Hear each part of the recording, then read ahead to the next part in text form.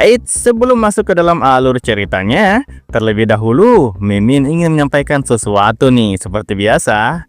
Nah, kabar gembira buat teman-teman yang ingin menonton novel genre salah paham yang berasal dari novel. Iya, karena saat ini videonya sudah ada di membership. Jadi teman-teman sudah tidak usah mengakses traktir lagi tuh seperti kemarin dan membayar dengan jumlah cendol yang diminta di traktir tersebut. Karena sekarang dengan uang Rp20.000, teman-teman sudah bisa menonton konten eksklusif di channel ini yang pasti tidak akan Mimin publikasikan secara umum.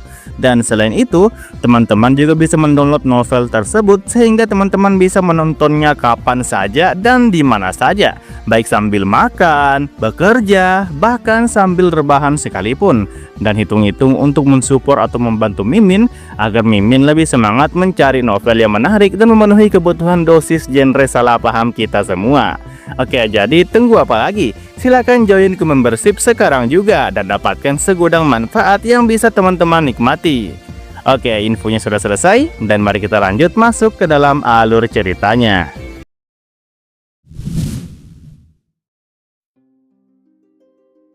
Meskipun masih duduk di kelas 6 sekolah dasar, Shijima Yuki tetap membantu bekerja di kedai ramen milik keluarga Misa di distrik perbelanjaan. Akademi Takamine dikenal sebagai sekolah bagi anak-anak dari keluarga terpandang, tetapi karena jumlah siswa semakin berkurang, sekolah tersebut mulai lebih menekankan prestasi akademik dan bahkan bagian sekolah menengahnya bertransformasi menjadi semacam sekolah persiapan. Yuki sendiri diperlakukan sebagai siswa istimewa karena nilai akademiknya yang sangat tinggi. Ketika para siswa nantinya naik ke tingkat SMP, jumlah murid akan bertambah, tetapi mereka tetap harus mempertahankan nilai terbaik. Dengan ingatan dan kecerdasan dari kehidupan sebelumnya, Yuki belajar dengan sangat serius. Namun bagi dirinya, Akademi Takamine tidak terasa istimewa. Justru ia merasa lebih bahagia membantu di kedai ramen. Di masa lalu, Yuki selalu berniat untuk kembali ke dunia asalnya suatu hari nanti. Ia ingin membalas dendam kepada para pahlawan dari dunia lain, yang telah mengkhianati dan membunuhnya dalam kehidupan sebelumnya. Karena itu ia berusaha sebisa mungkin tidak terlalu terlibat dengan dunia ini. Namun tanpa disadari, ia akhirnya memiliki beberapa teman. Salah satunya adalah Yuzu, sesama reinkarnator yang sudah berhenti menjadi manusia dan merupakan seorang penyihir dari dunia lain. Ada juga Onzada, teman Yuzu yang menggunakan teknik Ki yang tidak dikenal Yuki. Dan yang paling penting adalah Misa, gadis yang menggenggam tangan Yuki dan memperlihatkan sisi indah dari dunia ini. Dunia bumi yang menjadi tempat asal para pahlawan yang membunuhnya dulu sempat menjadi objek kebencian bagi Yuki. Namun melalui Misa, ia mulai menyadari bahwa dunia ini juga memiliki banyak hal yang indah. Tanpa sadar, ia mulai ingin mengenal dunia ini bersama Misa. Suatu hari setelah selesai membantu di kedai ramen pada sore yang cerah, Yuki berjalan pulang sambil menghela napas. Ia bahkan mulai menganggap kakak Misa, pemilik kedai ramen, sebagai semacam guru baginya. Namun ada sesuatu yang mengganggu pikirannya. Sejak lama ia merasakan keberadaan aneh yang semakin hari semakin kuat. Kini keberadaan itu menyelimuti seluruh Tokyo secara tipis. Kehadiran tersebut merangsang kemarahan dan kebencian di dalam hati Yuki. Di dalam kepalanya ia juga mendengar suara yang memohon, seolah berkata, "Tolong aku." Sebagai mantan pahlawan, Yuki merasa khawatir terhadap suara tersebut. Namun ia juga merasakan adanya kejanggalan yang membuatnya waspada. Saat berjalan sambil memikirkan hal itu, seseorang tiba-tiba menghalangi jalannya. Orang itu adalah Matsuri. Matsuri memandang Yuki sambil berkata bahwa ia tampaknya merupakan karakter tersembunyi. Ia bahkan mengajak Yuki untuk bergabung dengannya karena ia merasa telah terjebak dalam situasi yang tidak menyenangkan. Yuki bingung mendengar kata-kata yang tidak masuk akal itu. Dari Matsuri ia merasakan kehadiran yang sama dengan aura misterius yang selama ini ia rasakan. Meskipun orang yang dirasuki aura tersebut biasanya kehilangan akal sehat, Matsuri tetap mempertahankan kesadarannya karena pikirannya memang sudah cukup aneh sejak awal. Matsuri kemudian memperkenalkan dirinya sebagai protagonis sejati dunia ini dan berkata bahwa Yuki harus bersyukur karena ia mau berbicara dengannya. Tiba-tiba Yuki merasakan pusing hebat dan jatuh berlutut. Ia sempat waspada, tetapi tampaknya ia terkena pengaruh kekuatan Matsuri ketika lengah. Matsuri tertawa senang karena menurutnya Yuki langsung menyerah pada pesonanya, seperti yang dijanjikan oleh keberadaan yang ia sebut sebagai dewa. Aura dari Matsuri semakin memicu kemarahan dan kebencian di dalam hati Yuki sehingga kesadarannya mulai tercemar. Namun di saat terakhir Yuki berhasil menggunakan sihir cahaya yang menyilaukan. Kilatan cahaya itu membakar mata Matsuri dan memberinya kesempatan untuk melarikan diri. Meskipun ia berhasil kabur, pikirannya telah terpengaruh sedikit demi sedikit oleh keberadaan tersebut. Kebenciannya mulai terdistorsi. Keadaan itulah yang akhirnya membawa Yuki ke pertempuran di kuil. Di tempat itu, Yuki berteriak keras seolah melepaskan akal sehatnya. Ia mengeluarkan pedang raksasa dari ruang penyimpanan dimensionalnya dan langsung menyerang Yuzu. Melihat hal itu, Onzada mencoba menghentikannya, tetapi Yuzu segera menangkap Onzada dan melemparkannya jauh agar tidak ikut terkena serangan. Yuzu langsung membangun penghalang sihir. Pada saat yang sama, petir yang dilepaskan Yuki menghantam penghalang tersebut. Yuzu menyadari bahwa serangan itu menggunakan elemen angin yang dipadukan dengan petir, sesuai dengan kemampuan Yuki sebagai pahlawan yang menguasai elemen angin. Yuki tampaknya belum sepenuhnya kehilangan kesadaran. Ia masih mengenali Yuzu sebagai musuh, tetapi pikirannya belum sepenuhnya hancur. Situasi ini justru membuatnya semakin sulit dihadapi. Yuki kemudian menyerang Yuzu dengan pedang besar yang hampir seukuran tubuhnya. Yuzu menahan serangan itu dengan melapisi tangannya dengan kekuatan sihir. Kecepatan gerakan Yuki sangat tinggi karena ia tidak hanya menggunakan penguatan tubuh dengan sihir tetapi juga memanfaatkan teknik Ki yang ia pelajari dari Onzada serta pengetahuan sihir dari Yuzu sendiri. Selain itu, sebagai mantan pahlawan ia memiliki kemampuan rahasia untuk menyerap kekuatan musuh yang ia kalahkan dan meningkatkan level fisiknya. Melihat kemampuan itu, Yuzu merasa Yuki seperti protagonis dalam cerita lain.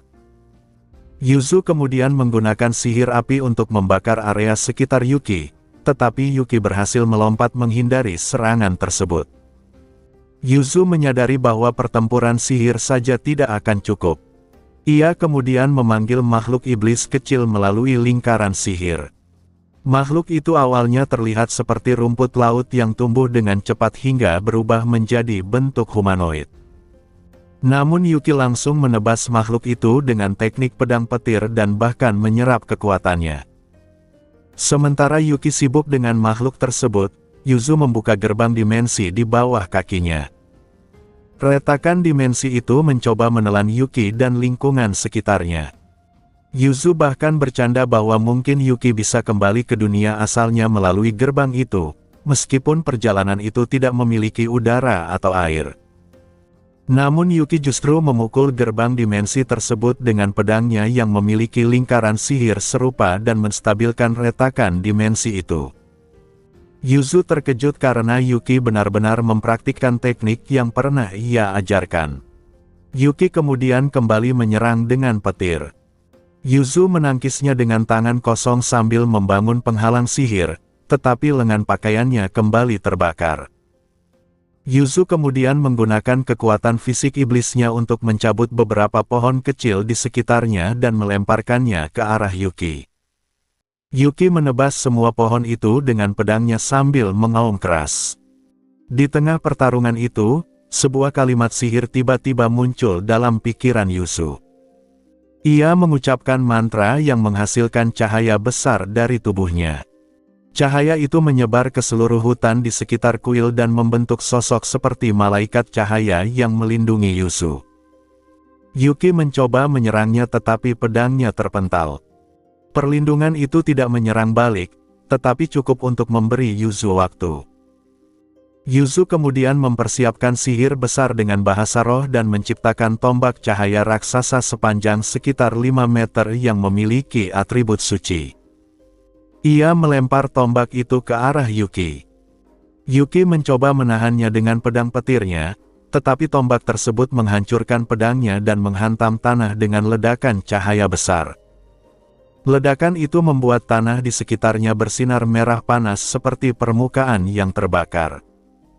Yuki yang terpental oleh ledakan tersebut segera bangkit kembali dan berlari menuju Yuzu dengan pedang baru meskipun tubuhnya sudah sangat lelah. Namun pada saat itu Yuzu tiba-tiba tidak dapat bergerak. Tubuh manusianya akhirnya mencapai batas setelah dipaksa menggunakan terlalu banyak sihir.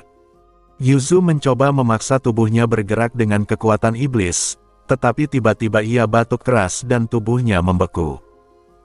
Yuki yang masih dikuasai kemarahan langsung menusukkan pedangnya ke arah jantung Yuzu. Namun tepat sebelum pedang itu mengenai tubuhnya, seseorang menendang pedang tersebut hingga meleset. Pedang itu hanya melewati beberapa sentimeter dari wajah Yuzu sebelum menancap di tanah. Orang yang menyelamatkannya adalah Onzada. Onzada yang sebelumnya dianggap sudah tidak mampu bertarung tiba-tiba muncul dan menarik Yuzu menjauh dari Yuki. Ia berkata bahwa sekarang gilirannya untuk bertindak dan bahwa ia akan melindungi Yuzu. Pertarungan dimulai ketika Onzada berteriak marah melihat Yuki mengangkat pedangnya lagi untuk menyerang Yuzu yang sudah terluka. Onzada tidak tahan melihat seorang pria mengayunkan pedang kepada seorang gadis yang sudah dalam keadaan tidak berdaya. Ketika Yuzu mencoba mengatakan bahwa dirinya baik-baik saja, Onzada langsung memarahinya dan menyuruhnya tidak bergerak. Namun sebelum keadaan bisa berubah, Yuki bergerak dengan kecepatan luar biasa. Dalam sekejap mata ia sudah berada di depan Onzada dan menusukkan pedangnya ke arah tubuhnya. Meskipun Yuki sebelumnya terkena serangan Radiant Spear milik Yuzu yang memperlambat gerakannya, kecepatannya tetap berada di luar batas manusia biasa. Onzada mengerang karena rasa sakit, tetapi ia masih berhasil menangkis pedang tersebut dengan memukul sisi pedang menggunakan kepalan tangan yang dipenuhi ki. Ia mampu menahan serangan dengan refleks yang luar biasa walaupun kecepatan Yuki sangat tinggi. Memanfaatkan celah kecil itu, Onzada langsung melancarkan pukulan balasan.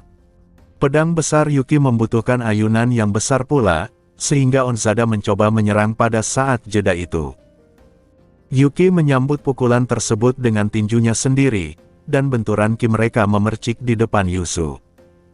Yuzu menyadari dengan jelas bahwa kemampuan fisik Yuki benar-benar tidak normal. Tubuhnya yang telah dilatih dengan Heroes Secret Arts membuatnya mampu mengayunkan pedang besi raksasa seberat puluhan kilogram hanya dengan satu tangan. Sistem pertarungan itu bahkan memungkinkannya menangkis serangan Onzada hanya dengan satu tangan juga. Dalam hal kecepatan dan kekuatan, Yuki berada beberapa tingkat di atas Onzada. Selain itu ia memiliki pengalaman bertarung selama lebih dari 10 tahun dari kehidupan sebelumnya sebagai seorang pahlawan. Jika dibandingkan, perbedaan mereka seperti orang dewasa melawan anak kecil. Namun meskipun begitu, Onzada tetap berusaha melawan. Ketika Yuki mulai melafalkan mantra, Root of All Things, Onzada langsung menendangnya sebelum mantra itu selesai. Ia seolah sudah memprediksi apa yang akan Yuki lakukan. Yuki segera menyapu pedangnya ke samping, tetapi Onzada sudah menghilang dari tempat itu dan muncul di belakangnya untuk menendang punggungnya. Yuki berhasil menahan tendangan itu menggunakan gagang pedangnya. Yuzu mulai menyadari sesuatu, Onzada tampaknya benar-benar membaca pergerakan Yuki. Yuki kemudian menggunakan sihir pendek dengan area singkat, Flash. Cahaya menyilaukan muncul, yang seharusnya bisa membuat lawan kehilangan penglihatan. Tetapi bahkan hal itu telah diprediksi oleh Onzada. Onzada melompat ke dalam cahaya dan menyerang. Yuki menerima tendangan dari belakang, berputar, dan menggunakan pedang raksasanya sebagai perisai. Yuzu kagum melihat kemampuan Onzada yang ternyata bisa bertarung sejauh itu, walaupun hanya dengan selisih yang sangat tipis. Onzada menjelaskan bahwa ia mengetahui cara bertarung Yuki. Ia juga mampu membaca tanda-tanda dari teknik yang dulu Yuki ajarkan kepadanya. Walaupun Onzada tidak memiliki kekuatan sihir, ia pernah belajar sihir dari Yuki. Sebagai gantinya, Yuki tampaknya mengajarinya cara membaca tanda-tanda sebelum seseorang menggunakan sihir.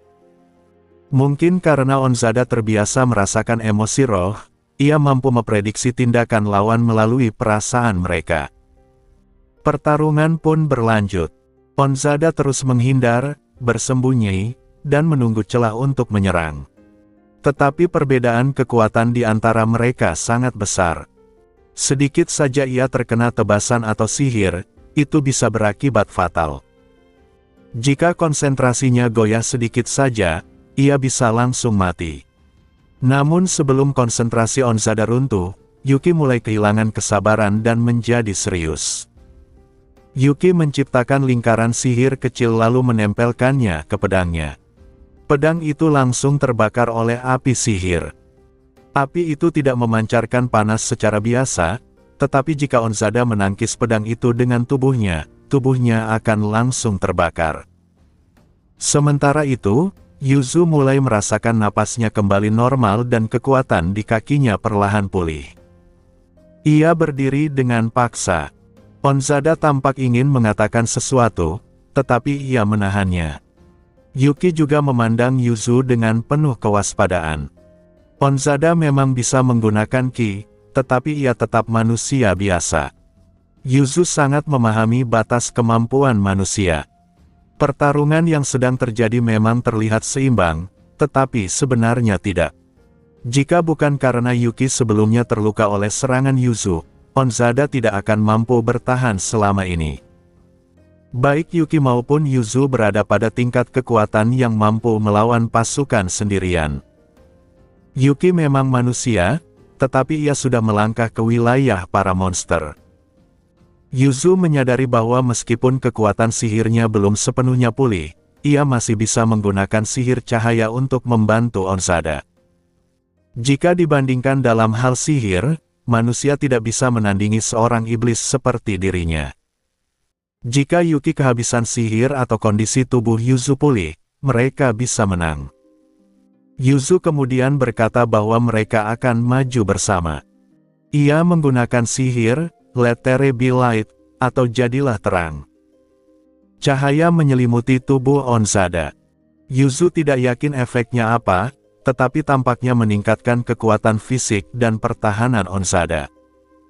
Ia sendiri tidak tahu mengapa kekuatan iblisnya bisa digunakan seperti itu, tetapi hal itu terasa sangat familiar. Sihir tersebut tiba-tiba membangkitkan potongan ingatan dalam dirinya. Seolah-olah ia pernah menggunakan kekuatan itu berkali-kali sebelumnya. Dengan kekuatan itu, ia pernah bertarung. Melawan vampir, manusia bodoh, sesuatu yang hitam pekat, seekor monster. Saat Yuzu tenggelam dalam pikirannya, Onzada tiba-tiba berteriak memanggilnya. Namun Yuki tidak bergerak. Ketika Yuzu melihat sekelilingnya, ia melihat bayangan kecil mendekat dengan cepat. Matsuri muncul. Dengan teriakan penuh kebencian, Matsuri berlari ke arah Yuzu sambil membawa pisau kecil, berteriak bahwa Yuzu harus menghilang. Yuzu terkejut karena tidak menyadari kehadiran Matsuri sampai ia berada begitu dekat. Kini ia bisa merasakan kehadiran kuat dari Matsuri. Yuzu menyadari bahwa keberadaan misterius yang takut padanya telah memberikan kekuatan aneh kepada Matsuri. Namun ia tidak mengerti mengapa keberadaan itu takut padanya. Iblis memang musuh alami manusia, tetapi apakah dirinya memiliki kekuatan yang membuat makhluk yang dipuja manusia melalui Miko sampai takut? Dalam pikiran Yuzu, kenangan lain muncul. Ia pernah melawan binatang hitam pekat. Sementara itu, Matsuri terus mendekat. Pikiran Yuzu terasa bergerak sangat cepat, membuat gerakan Matsuri terlihat seperti dalam gerakan lambat. Tetapi tubuh Yuzu tidak bisa bergerak secepat itu. Ia melihat Onzada berusaha berlari ke arahnya sambil berteriak. Yuzu bahkan sempat berpikir apakah pisau kecil di tangan Matsuri benar-benar bisa membunuhnya. Dalam dunia yang terasa melambat itu, Yuzu melihat ujung pisau perlahan menusuk perutnya, sementara Matsuri tersenyum gila di hadapannya. Namun Yuzu tidak menatap Matsuri. Di belakang Matsuri, ia melihat sosok kucing hitam. Mata peraknya menatap lurus ke arah Yuzu. Saat itu Yuzu akhirnya mengerti. Makhluk itu adalah Dark Beast. Yuzu pun berkata seolah menyapa sesuatu yang telah lama ia kenal, bertanya apakah ia sudah menunggu lama. Tiba-tiba dunia bergetar. Udara, bahkan seluruh dunia, terasa berputar dan menggeliat. Kekuatan sihir yang sangat besar, berkali-kali lipat dari semua yang Yuzu gunakan sebelumnya, meledak keluar dari tubuhnya. Warna dunia memudar, retak, dan runtuh di sekelilingnya. Kehadiran misterius yang melindungi Matsuri langsung terpukul mundur.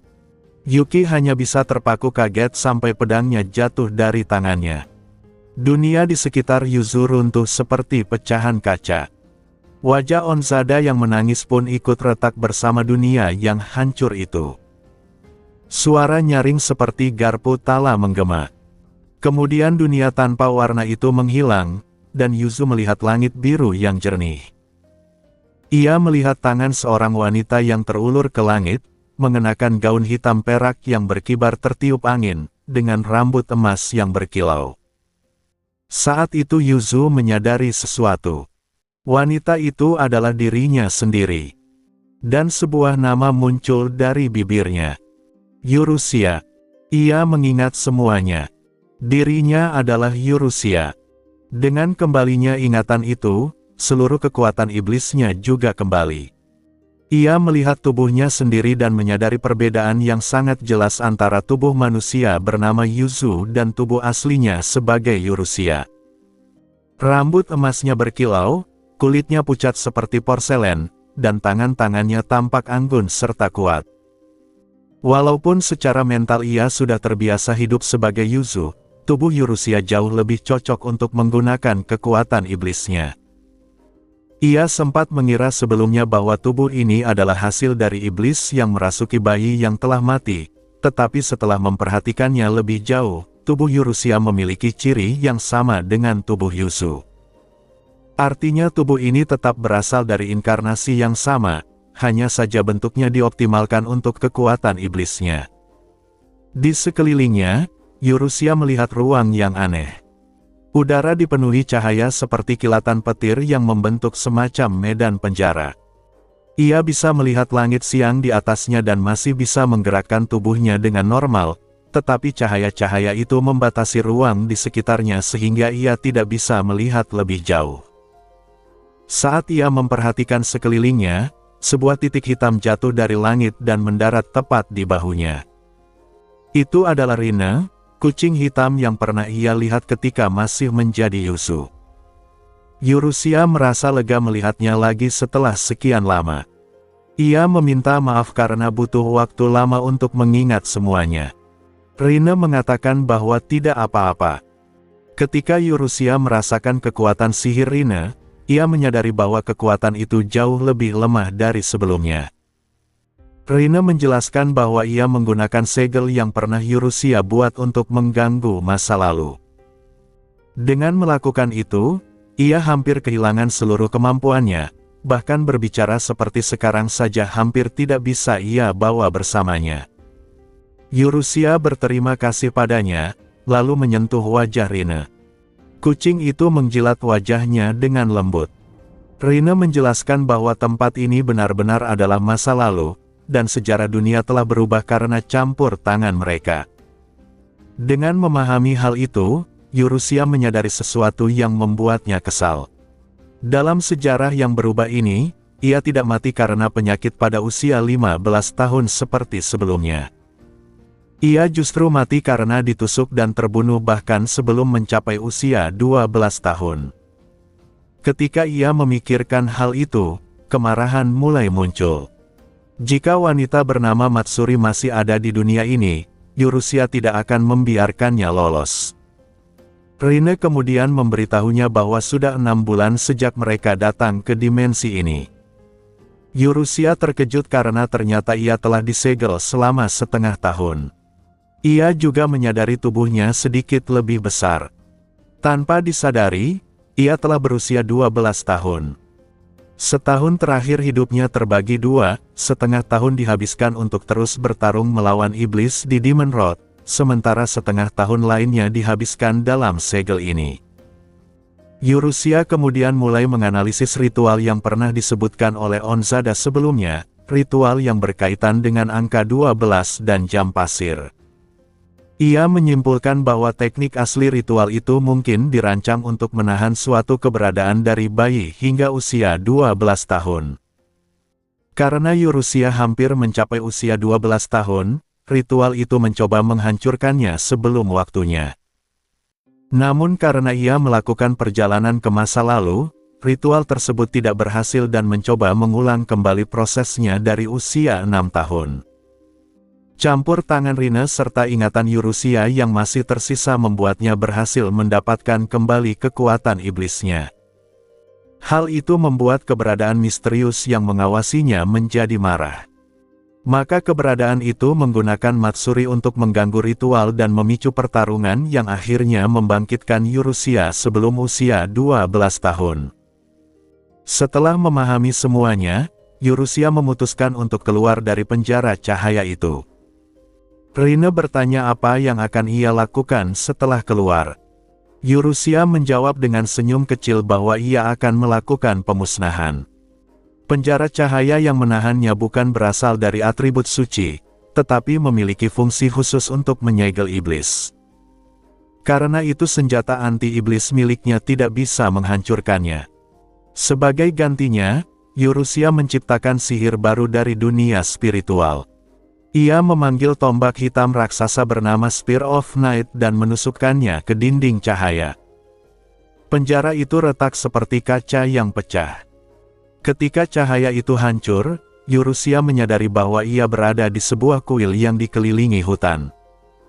Di kejauhan ia bisa melihat gedung pencakar langit, yang berarti tempat ini tidak jauh dari Tokyo. Di sekelilingnya, ratusan pendeta dan biksu telah mengepungnya dalam jarak beberapa meter. Mata mereka dipenuhi rasa takut dan kagum. Di antara kerumunan itu, Eurusia melihat seseorang yang ditahan oleh para pendeta. Ia langsung mengenalinya. Itu adalah Onzada. Ketika seseorang memanggil nama Yuzu, suara itu terasa sangat nostalgia bagi Eurusia. Secara refleks ia menciptakan rantai hitam tipis dari tangannya yang memanjang ke arah orang itu. Ketika ia memanggil nama Onzada, para pendeta mulai panik. Beberapa dari mereka berteriak bahwa yang gelap telah dilepaskan. Yang lain mencoba menenangkan situasi dan berkata bahwa ritual akan dimulai ulang demi perdamaian dunia. Namun sebelum mereka bisa bertindak lebih jauh, sesuatu datang dari belakang mereka. Debu beterbangan seperti tornado kecil, dan para pendeta terpental sambil berteriak. Dari balik kekacauan itu muncul seseorang dengan topeng hitam dan pedang besar. Itu adalah Yuki. Eurusia sempat terpaku seperti penonton sebelum akhirnya turun ke tanah. Ia menyuruh Onzada memasang pertahanan suci. Pada saat yang sama, Yuki datang membantu dan membuat penghalang sihir suci di sekitar mereka. Eurusia kemudian melepaskan serangan Spear of Night yang menghantam para pendeta. Namun ia tahu serangan itu saja tidak cukup. Ia kemudian memanggil sihir lain bernama Celestial Bow. Busur cahaya emas muncul, lalu ratusan anak panah cahaya ditembakkan sekaligus. Serangan itu menghujani seluruh area seperti pemboman.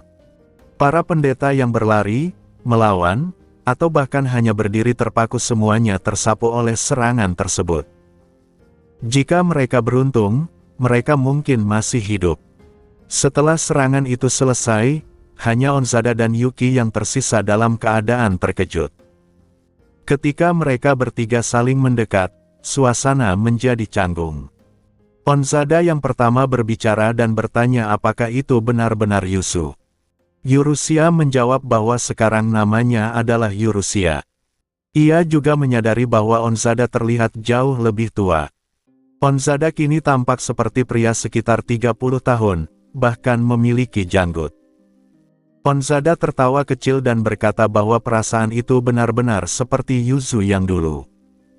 Namun begitu ia mendekat, lututnya tiba-tiba lemas dan ia jatuh berlutut. Ia mengaku bahwa ia selalu percaya Yuzu belum mati dan selama ini mencari cara untuk menyelamatkannya. Ia bahkan berhasil mengganggu ritual tepat sebelum tahap akhirnya. Yuki juga melepas topengnya. Ia terlihat berusia akhir 20-an. Ia berkata bahwa Yurusia lebih menakutkan dari yang ia bayangkan sebagai iblis, tetapi ia tidak keberatan dengan cara Yurusia menghancurkan para pendeta. Baginya, ini adalah kesempatan untuk membalas hutang.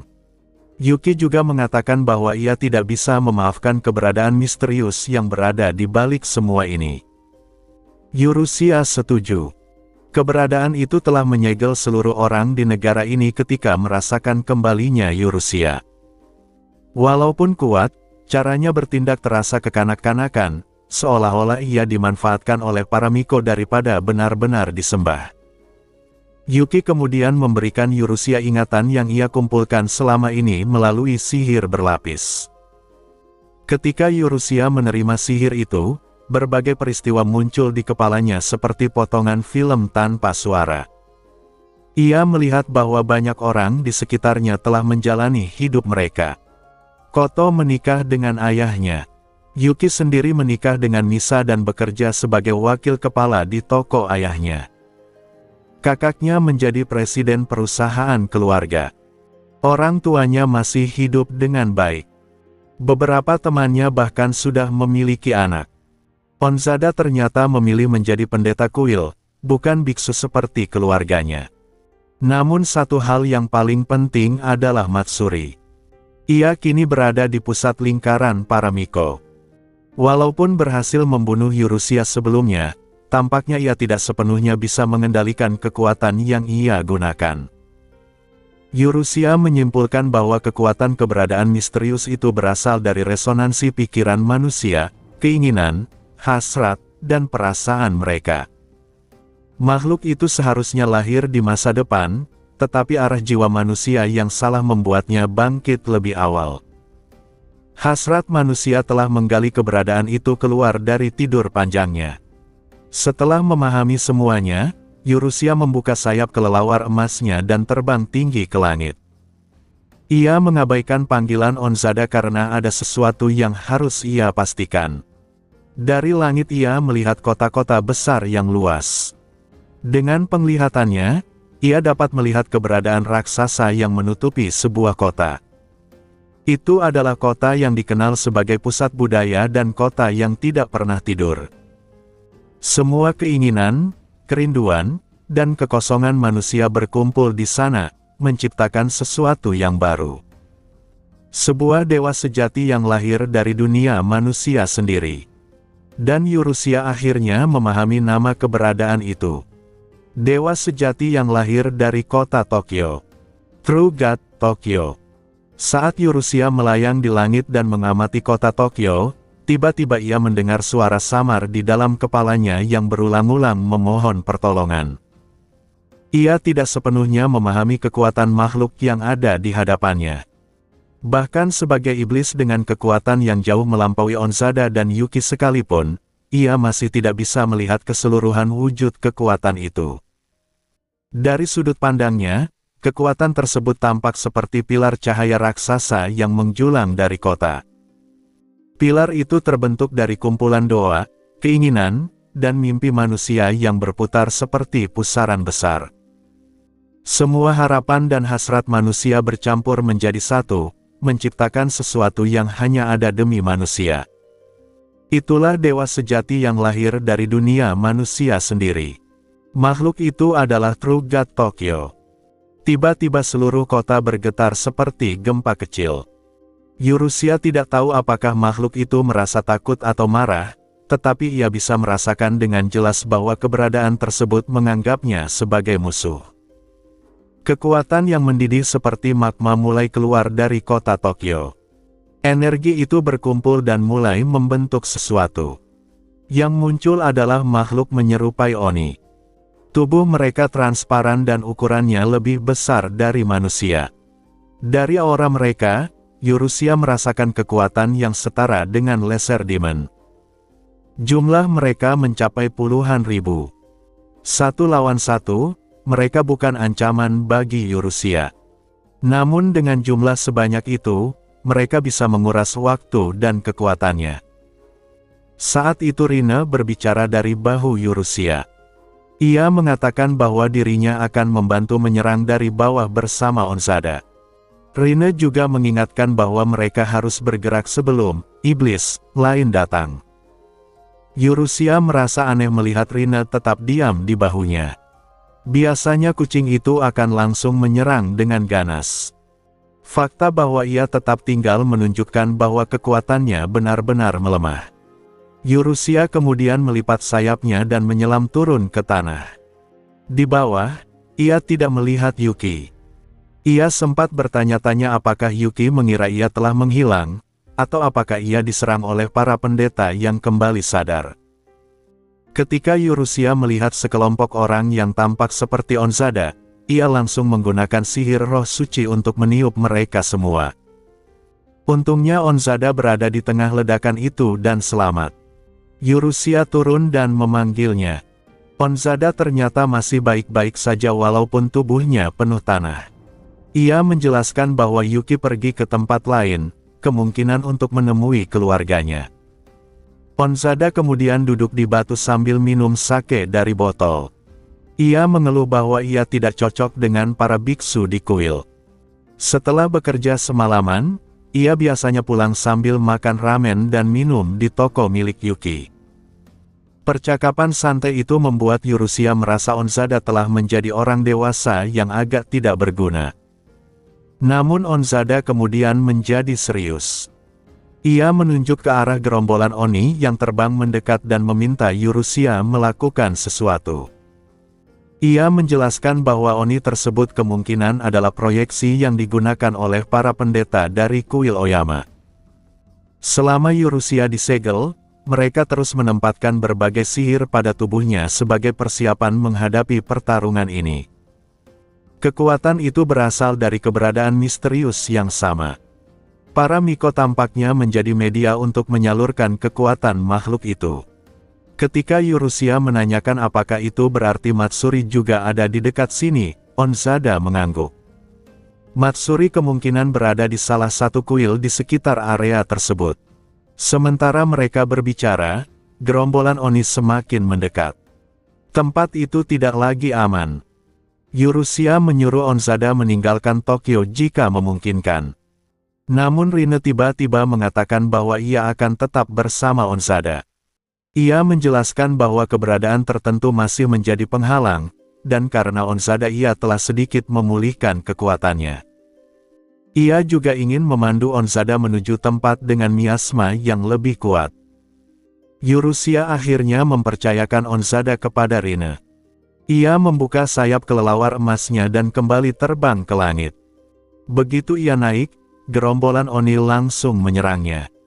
Yurusia memanggil Spear of Darkness dan menembus barisan Oni yang menghalangi jalannya, menciptakan jalur lurus menuju kota Tokyo. Jeritan para Oni terdengar seperti teriakan manusia. Tampaknya kerusakan pada proyeksi mereka juga mempengaruhi para pendeta yang mengendalikannya. Saat terbang di atas kota, Yurusia mengeluarkan ratusan panah dari Bow of Darkness dan menembakkannya langsung ke arah True God Tokyo. Karena wujud dewa itu tumpang tindih dengan kota Tokyo, panah-panah tersebut mudah mengenai targetnya. Ketika serangan itu mengenai sasaran, seluruh kota bergetar hebat. Gedung-gedung bergetar dan kaca jendela mulai retak. Di bawah sana, orang-orang mulai berteriak panik sambil menatap langit. Beberapa orang bahkan bisa melihat Oni yang terbang di langit. Namun Yurusia tidak berniat menahan diri. Menurutnya, dunia manusia telah kehilangan keseimbangan. Karena manusia menghancurkan alam dan berkumpul terlalu padat di kota, energi sihir di dunia menjadi hampir hilang.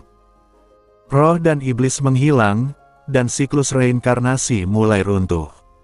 Manusia yang kehilangan musuh alami mereka tidak lagi merasakan rasa takut.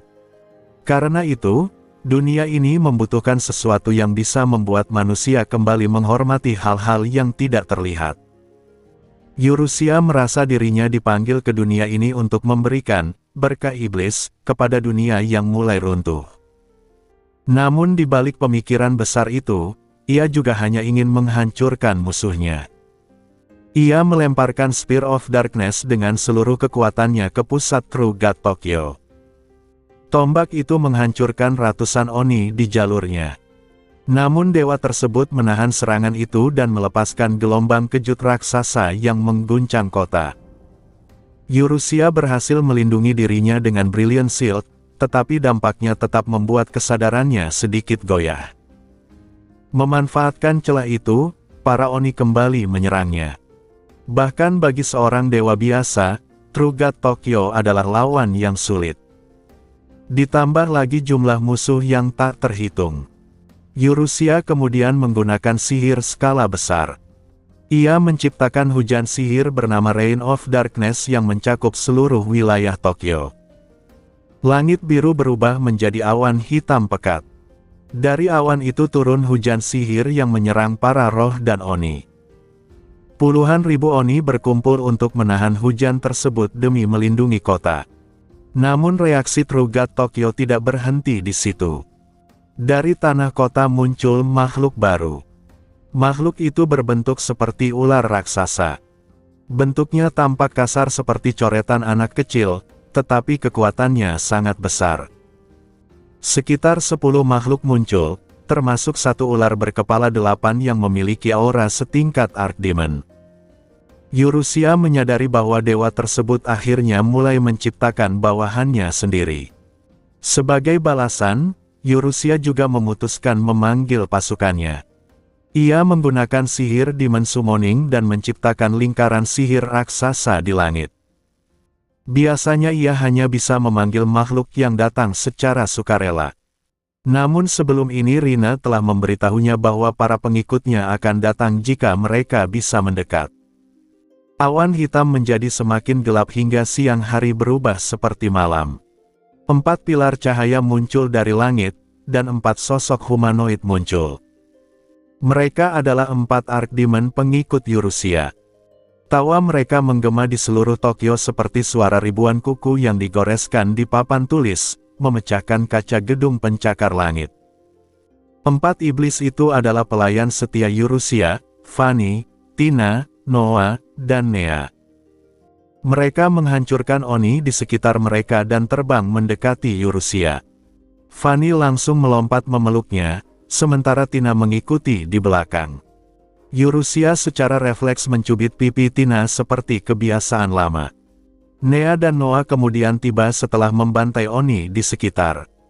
Ketika Yurusia bertanya apakah mereka memahami situasi yang terjadi, Nea dan Tina mengangguk dengan percaya diri walaupun tampaknya tidak benar-benar mengerti.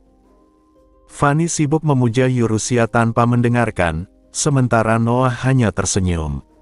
Noah kemudian menyatakan bahwa mereka adalah tangan dan kaki Yurusia, pedang dan perisainya. Ia meminta Yurusia memberi perintah. Yurusia tersenyum lebar.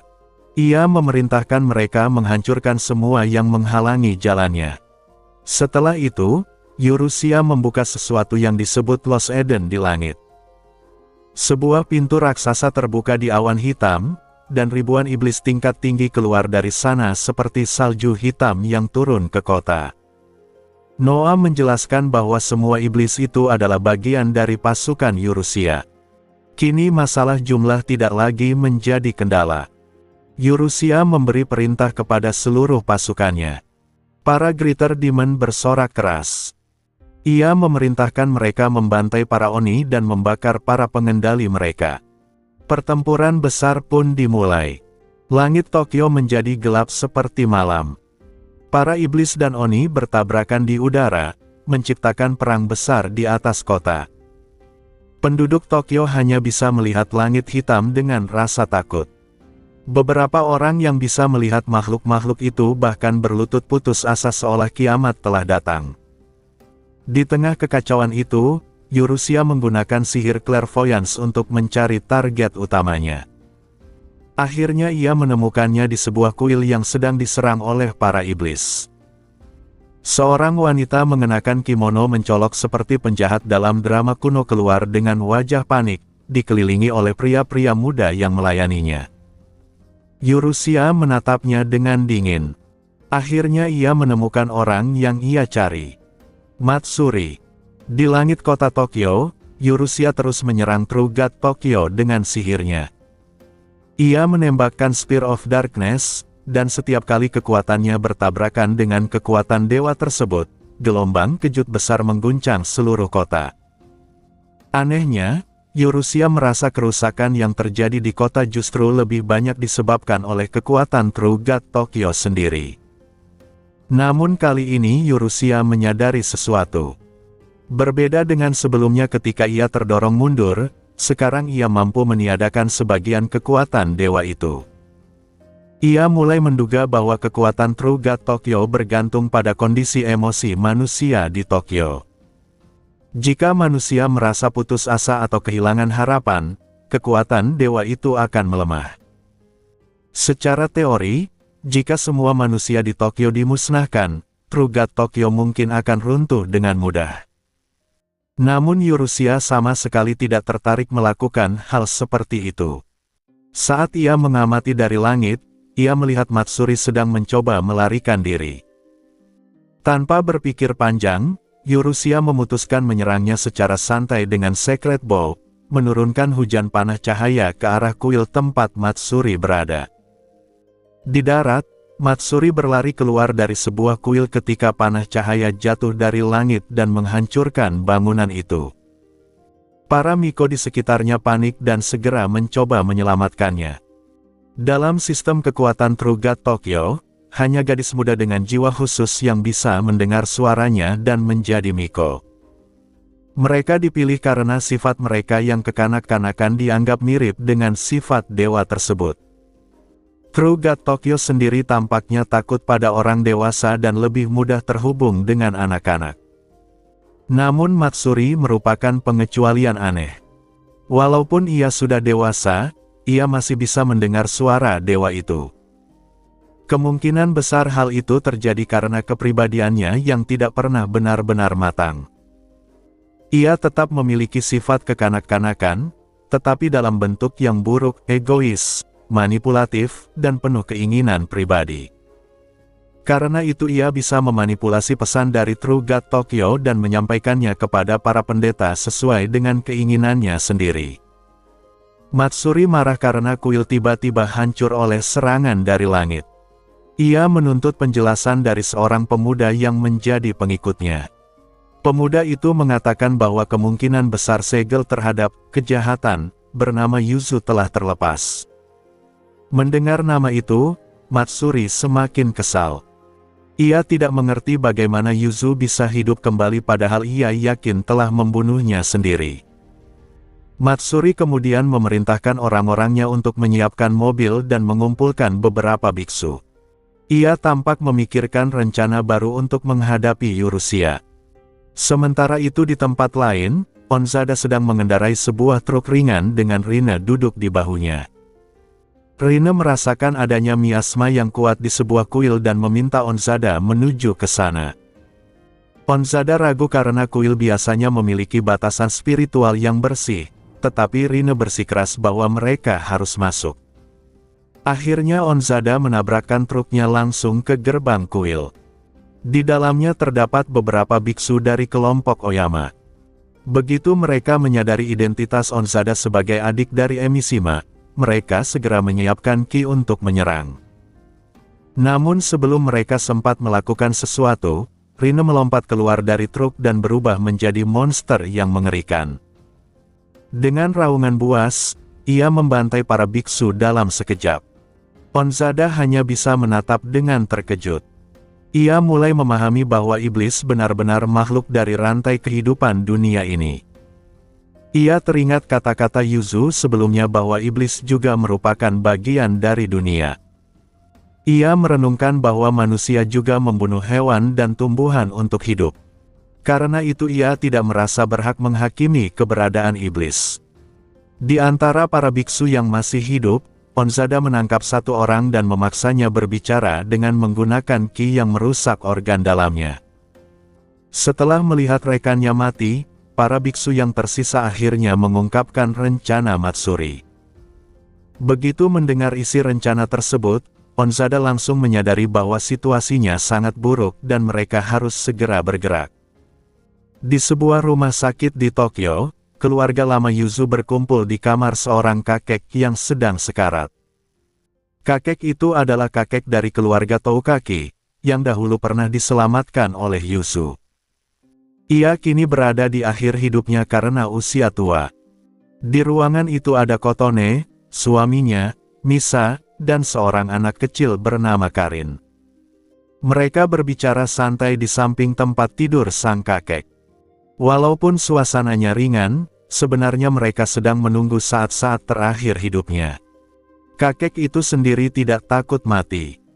Ia bahkan merasa tenang karena yakin bahwa setelah mati, jiwanya akan kembali bertemu dengan cucunya Yuzu.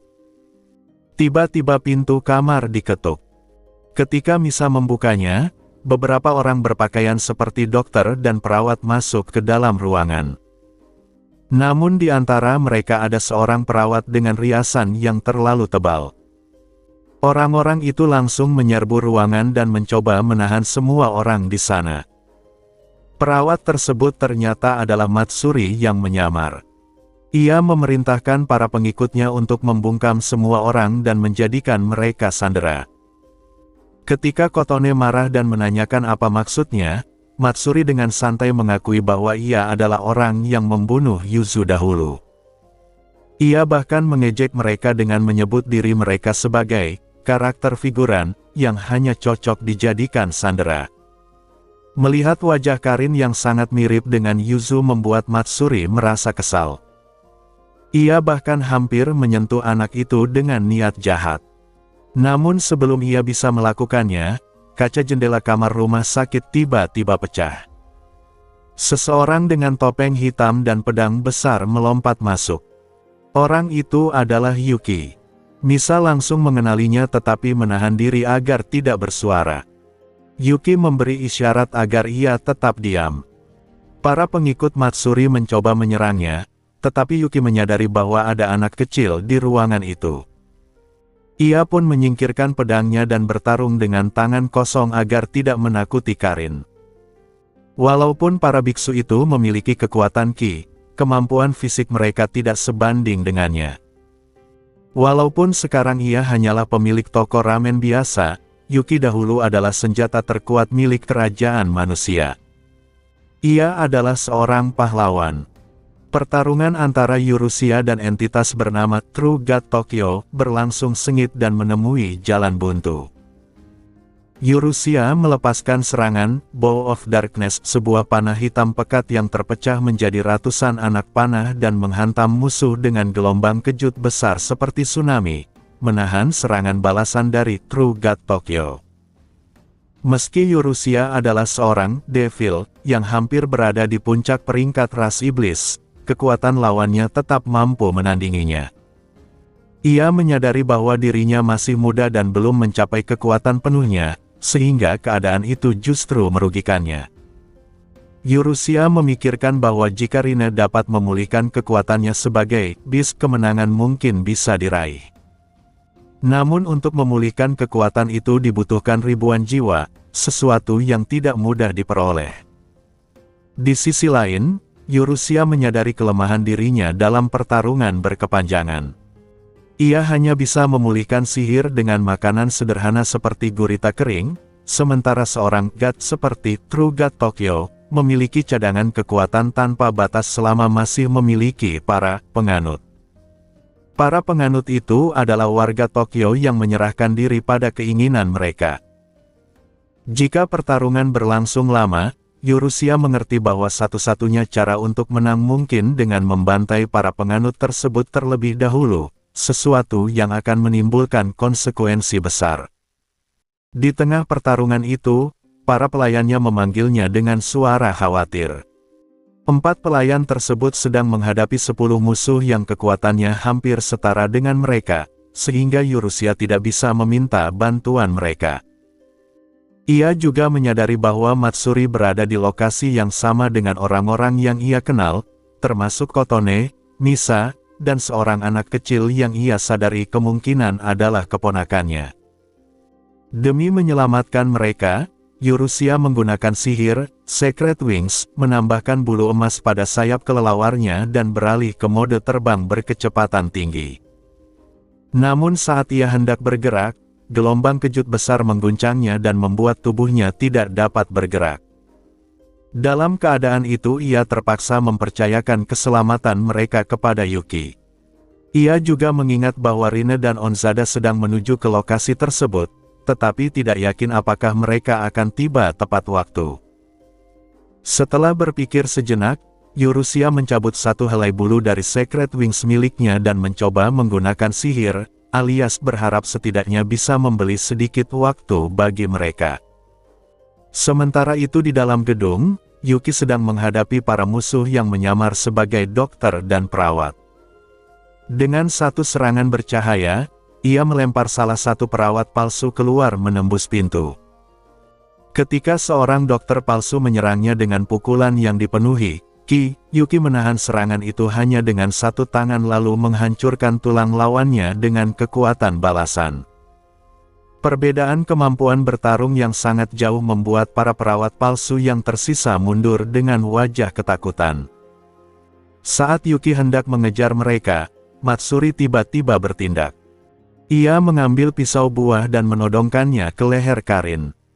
Karin ketakutan dan memanggil ibunya. Matsuri dengan ekspresi menyeringai mengancam akan melukai wajah anak itu. Para biksu yang menyamar sebagai dokter, meskipun merasa ragu menggunakan anak kecil sebagai sandera, tetap mengangkat tongkat mereka untuk menahan Yuki. Situasi berubah ketika tiba-tiba seseorang terlempar masuk melalui jendela yang sudah pecah dan terguling melintasi lantai hingga ke pintu koridor.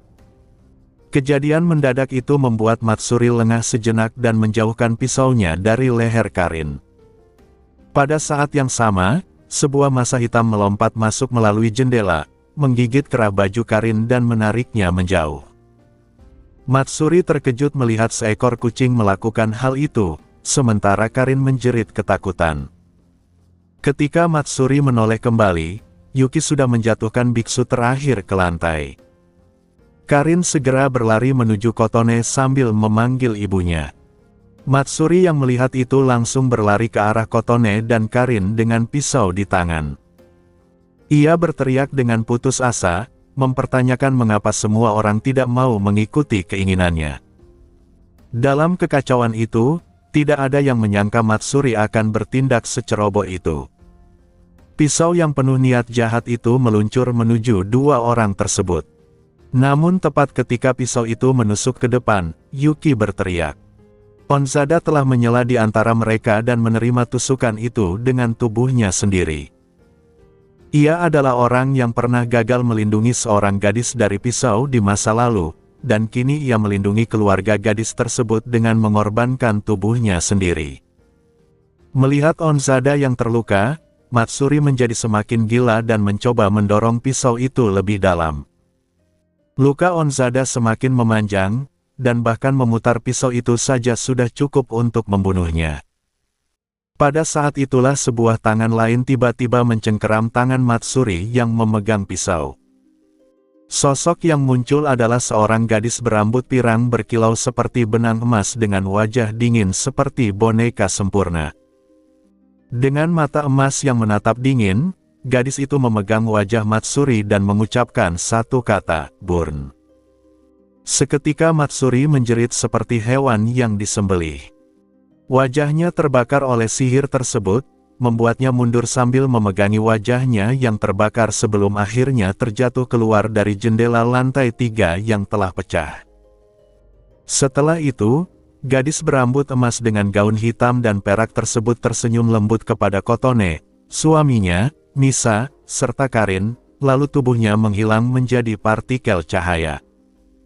Kemunculan gadis itu ternyata merupakan hasil dari sihir roh suci Yurusia yang menciptakan sebuah virtual alias yang hanya dapat bertahan beberapa menit.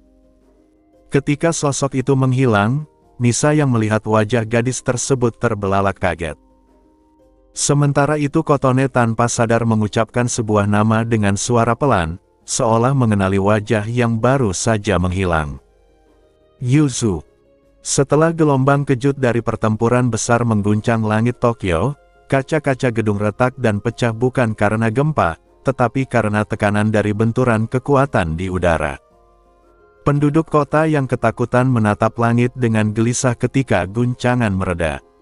Awan gelap berputar di atas Tokyo, dan di baliknya berlangsung pertempuran antara puluhan ribu Oni dan Demon. Banyak orang terdiam karena tidak tahu harus bereaksi bagaimana. Mereka tidak tahu harus melarikan diri kemana, karena kemanapun mereka pergi di Tokyo, jika menengadah ke langit mereka akan melihat makhluk-makhluk yang tampak seperti monster. Beberapa orang yang cukup berani mencoba merekam kejadian itu dengan ponsel mereka dan mengunggahnya ke internet. Namun bagi kebanyakan orang, video tersebut hanya terlihat seperti rekaman awan gelap tanpa sesuatu yang jelas.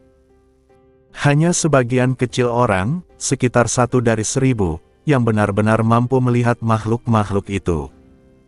Mereka adalah orang-orang dengan jiwa yang kuat, kebanyakan dari kalangan selebritas berbakat atau politisi berpengaruh. Bagi mereka, pertempuran besar yang sedang berlangsung di atas Tokyo terlihat jelas, dan perhatian orang-orang yang mampu melihatnya dari seluruh dunia tertuju pada kota tersebut. Pertempuran antara para Greater Demons dan para Oni berubah menjadi perang pemusnahan. Tidak ada penyerahan diri atau tawanan. Kedua pihak hanya bisa menghancurkan jiwa satu sama lain selama mereka masih hidup. Jumlah Oni jauh lebih banyak, tetapi kualitas para Demon lebih tinggi. Dalam pertarungan di mana para pemenang tidak bisa memperoleh jiwa dari pihak yang kalah, para Demon perlahan mulai terdesak oleh jumlah lawan mereka. Namun situasi itu berubah di tengah pertempuran. Beberapa Demon menemukan kuil tempat para biksu yang mengendalikan para Oni berada. Para Demon menyerang mereka tanpa ragu, meminum darah mereka dan merampas jiwa mereka. Para Demon itu memiliki tubuh besar lebih dari 2 meter dengan bulu hitam seperti monyet yang menutupi tubuh mereka. Dengan mata kuning keruh dan taring yang tajam, mereka tampak seperti predator yang haus darah. Para biksu yang selama ini hanya terbiasa melawan roh jahat tidak mampu melawan monster seperti itu dan hanya bisa melarikan diri. Para Demon memang harus mengumpulkan jiwa di lokasi pertempuran. Setiap hari mereka hanya menerima jatah 2 jiwa dan 4 kilogram rumput laut kering. Meski itu merupakan jatah yang kecil, mereka memiliki motivasi lain untuk bertarung. Jika mereka mampu menunjukkan prestasi dalam pertempuran, mereka akan memperoleh hak istimewa untuk berjabat tangan dengan Devil Idol yang selama ini hanya bisa mereka kagumi dari jauh. Demi meningkatkan jatah dan mendapatkan kesempatan itu, para Demon memburu jiwa dengan penuh semangat. Di atas awan, pertempuran yang lebih penting sedang berlangsung antara 4 Archdemon dan 10 bawahan dari True God Tokyo. Di antara para musuh itu, hanya ular raksasa berkepala 8 yang memiliki kekuatan setara dengan Archdemon, sementara ular lainnya lebih lemah daripada para pelayan Yurusia. Namun para bawahan yang memperoleh kekuatan langsung dari True God Tokyo memiliki kemampuan regenerasi yang sangat cepat. Bagian tubuh yang hancur akan langsung tumbuh kembali.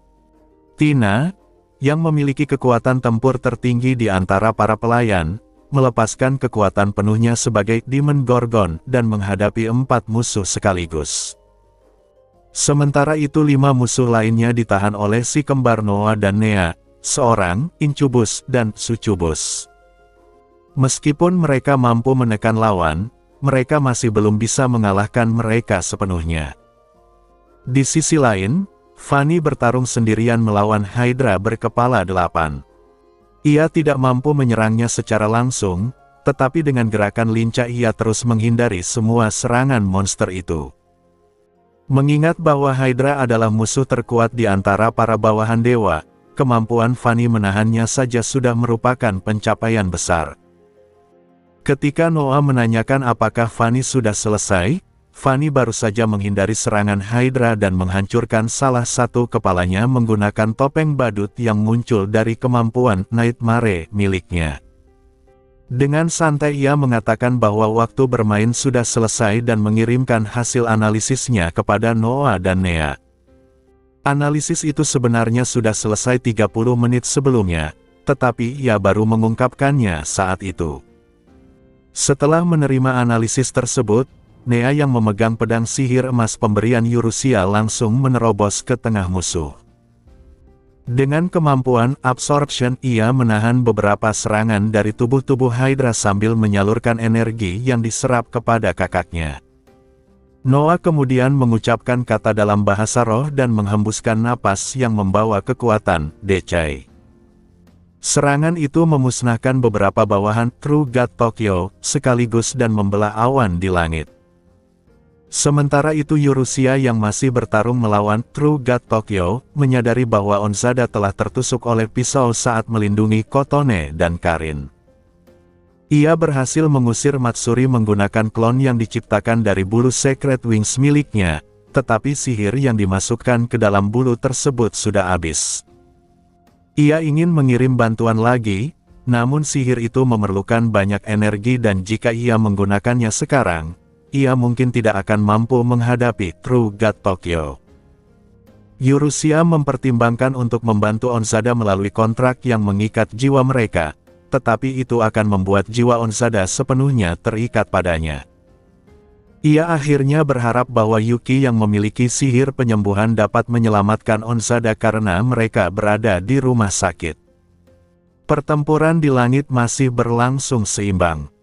Para pelayan Eurusia telah mengurangi jumlah musuh, tetapi pertempuran belum selesai.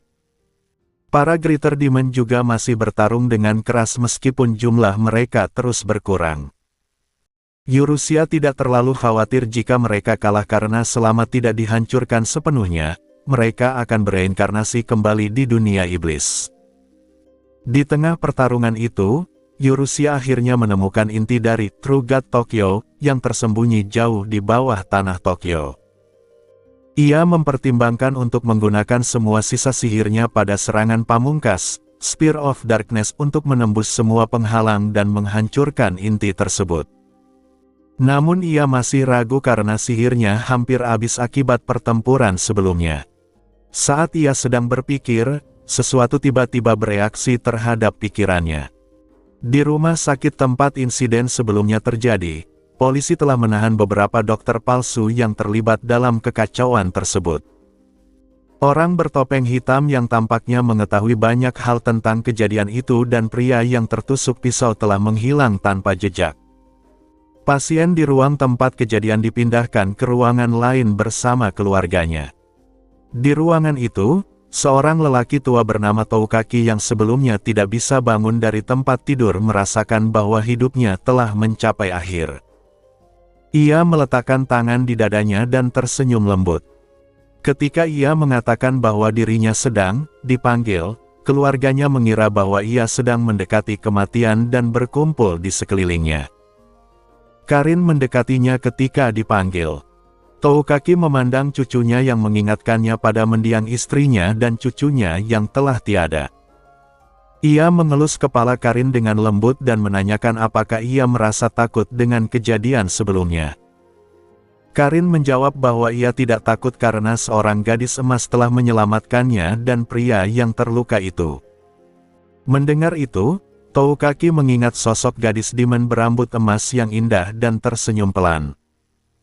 Ia memandang langit-langit ruangan, menutup matanya, dan mengucapkan kata-kata terakhirnya sebelum meninggal dengan tenang. Pada saat yang sama di langit, salah satu rantai dari sihir Eurusia, Chains of Obligation tiba-tiba terputus dan terhubung dengan sebuah bola hitam yang muncul di ruang kosong. Eurusia menyadari bahwa itu adalah jiwa Geas, jiwa lelaki tua yang baru saja meninggal. Jiwa itu bersinar hitam pekat karena dipenuhi dosa dan kesialan.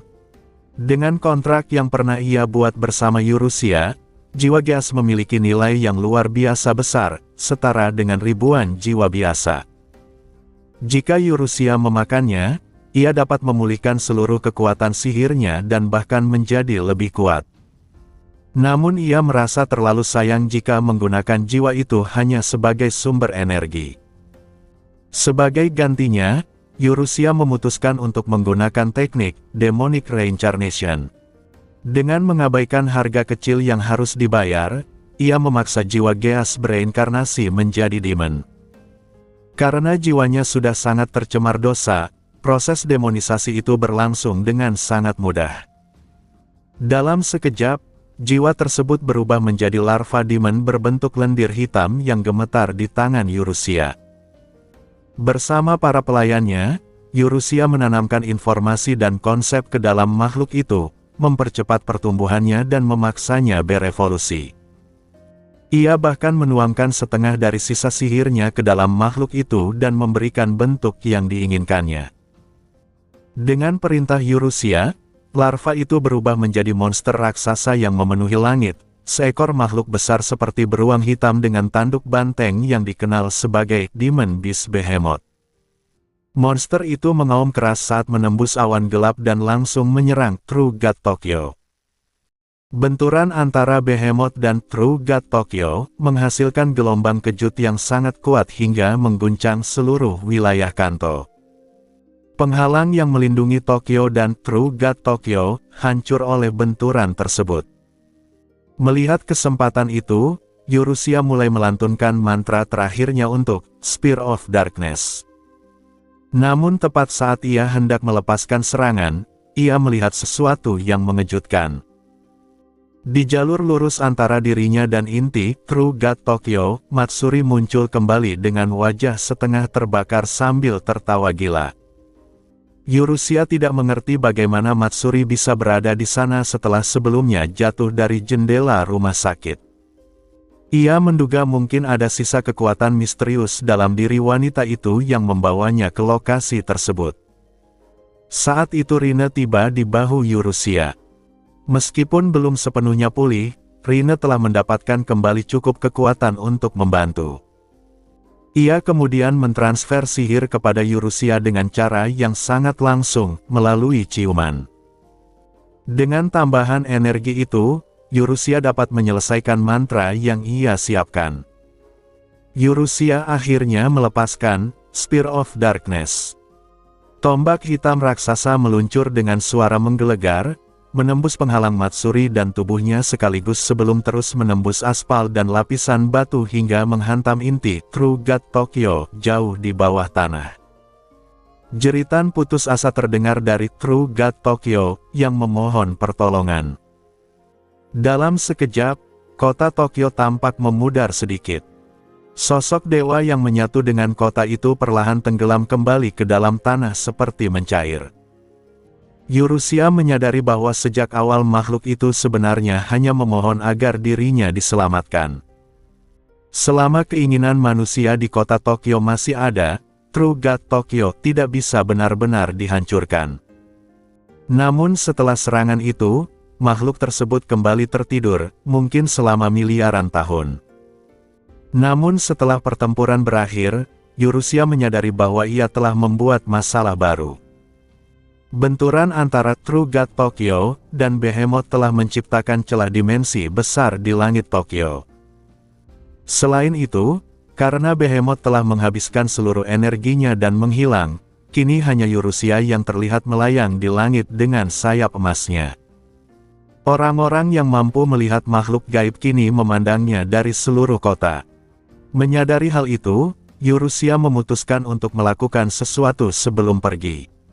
Dengan menggunakan bahasa roh, ia menyampaikan pesan yang dapat didengar oleh orang-orang dengan jiwa kuat di seluruh dunia. Ia mengatakan bahwa dirinya akan kembali ke tempat asalnya, tetapi suatu hari para demon akan kembali ke dunia ini.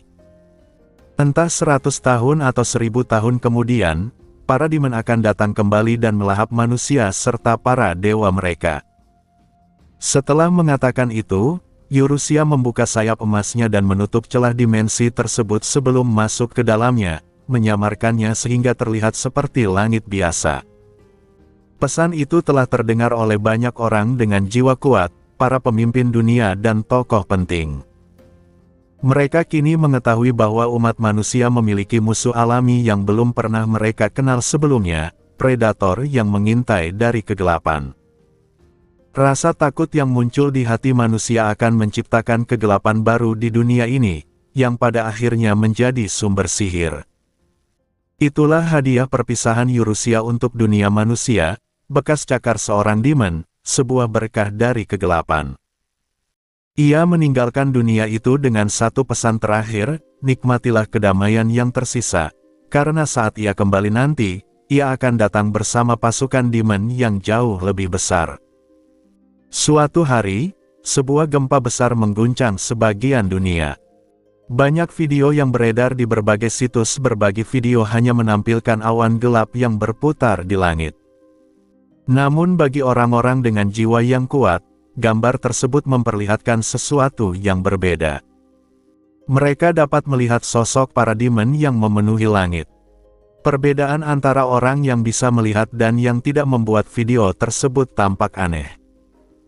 Bagi sebagian orang, video itu terlihat seperti rekaman awan biasa, tetapi bagi yang mampu melihat, pemandangan di langit menyerupai kisah-kisah monster dari dongeng atau legenda yang benar-benar menjadi kenyataan. Di dalam rekaman itu terlihat makhluk raksasa sebesar gunung yang meniup awan-awan gelap, kemudian setelah itu terdengar sebuah suara perempuan yang indah. Keadaan ini membuat pemerintah dan organisasi keagamaan di seluruh dunia kebingungan. Suara seorang gadis muda yang mengaku memimpin pasukan demon menyatakan bahwa suatu hari ia akan kembali ke dunia tersebut dan memakan para dewa serta manusia.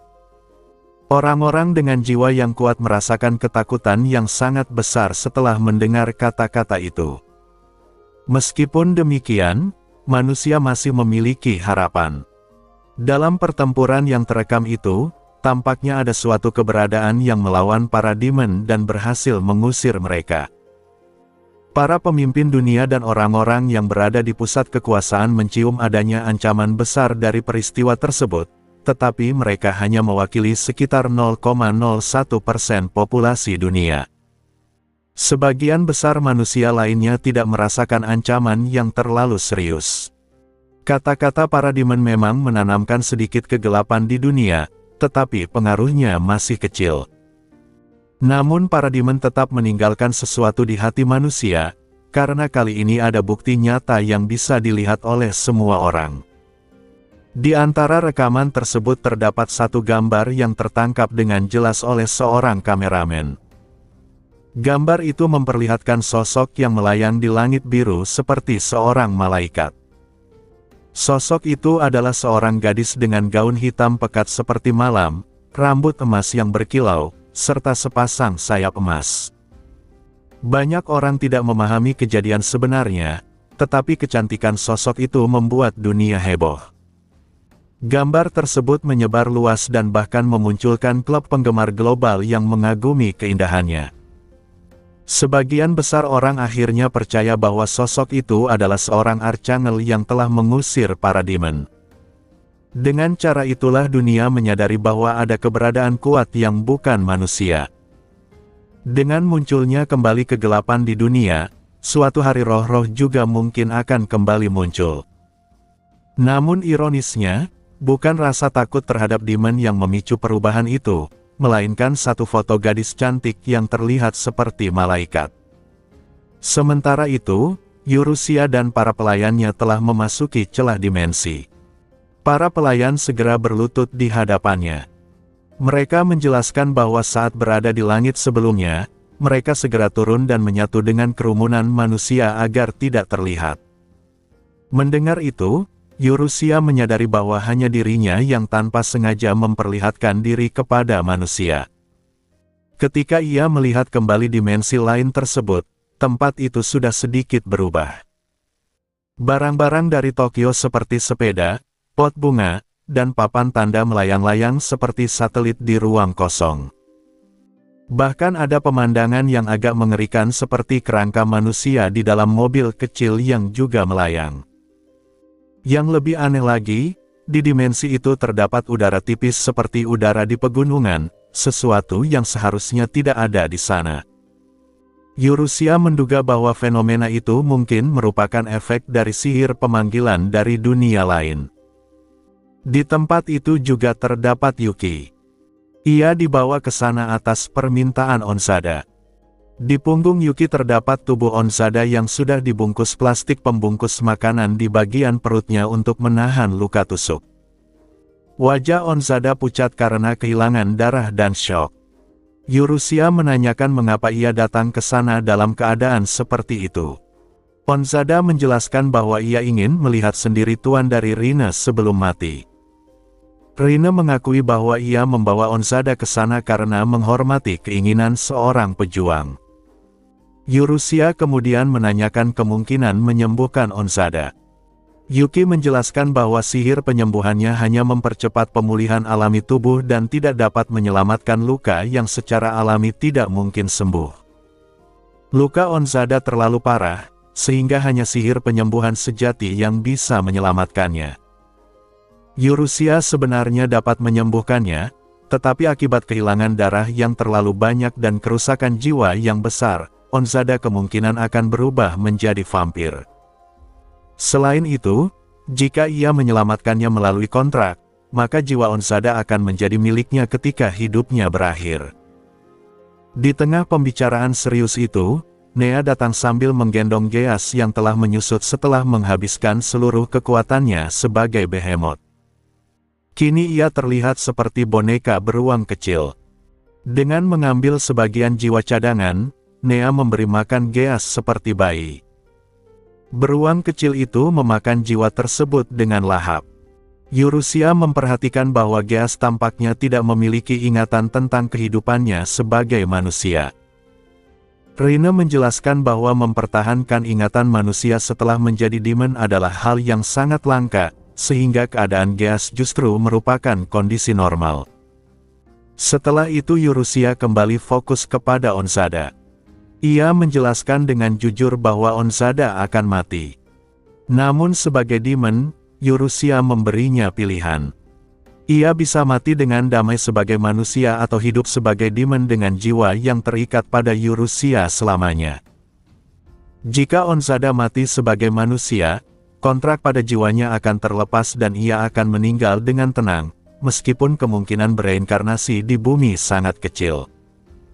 Jika ia memilih menjadi demon, jiwanya akan menjadi milik Eurusia dan ingatan manusianya akan hilang, meskipun kepribadiannya mungkin tetap tersisa. Onzada memikirkan pilihan itu dengan serius.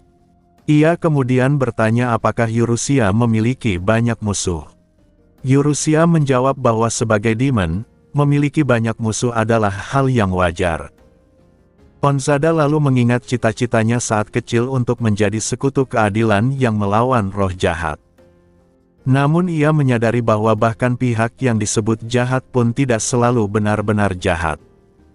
Ia kemudian bertanya apakah demon juga bisa menjadi sekutu keadilan. Eurusia menjawab bahwa demon adalah makhluk yang bebas. Setelah mendengar itu, Onzada akhirnya membuat keputusan. Ia menyatakan bahwa sebagai sekutu keadilan, ia akan melindungi Eurusia. Dengan kata-kata itu, kontrak baru antara mereka pun terbentuk. Namun Rina kemudian memberitahu bahwa jiwa Onzada sudah berada di batasnya. Jika ia menjadi demon tanpa wadah yang tepat, jiwanya akan hancur. Mereka harus menyiapkan wadah untuk jiwanya. Eurusia mencoba mencari sesuatu yang bisa digunakan sebagai wadah dan sempat melihat boneka karakter dari toko obat. Namun Onzada langsung menolak dengan wajah pucat. Saat itu Fanny datang membawa boneka kelinci milik Eurusia yang pernah rusak dan telah ia perbaiki dengan sihir dan rambutnya sendiri. Boneka itu adalah hadiah ulang tahun ketiga Eurusia dari ayahnya. Eurusia memutuskan menggunakan boneka kelinci itu sebagai wadah. Ia mengucapkan ritual kontrak dan memaksa jiwa Onzada yang hampir mati keluar dari tubuhnya, lalu memasukkannya ke dalam boneka tersebut. Ia kemudian memberi nama ras demon baru bagi Onzada, yaitu Demon Laples, seekor demon yang dapat melihat waktu seperti kelinci dalam cerita Through the Looking Glass. Setelah beberapa saat, boneka kelinci itu bergerak dan berdiri, menatap sekeliling sebelum mengangguk kepada Eurusia. Berkat kontrak tingkat tinggi yang terbentuk, kekuatannya setara dengan Greater Demon. Ingatan Onzada tampaknya kabur seperti Geas, tetapi ia masih mengenali Eurusia. Seiring waktu, ingatan itu mungkin akan kembali, dan jika kekuatannya meningkat, ia bahkan bisa mengambil bentuk manusia.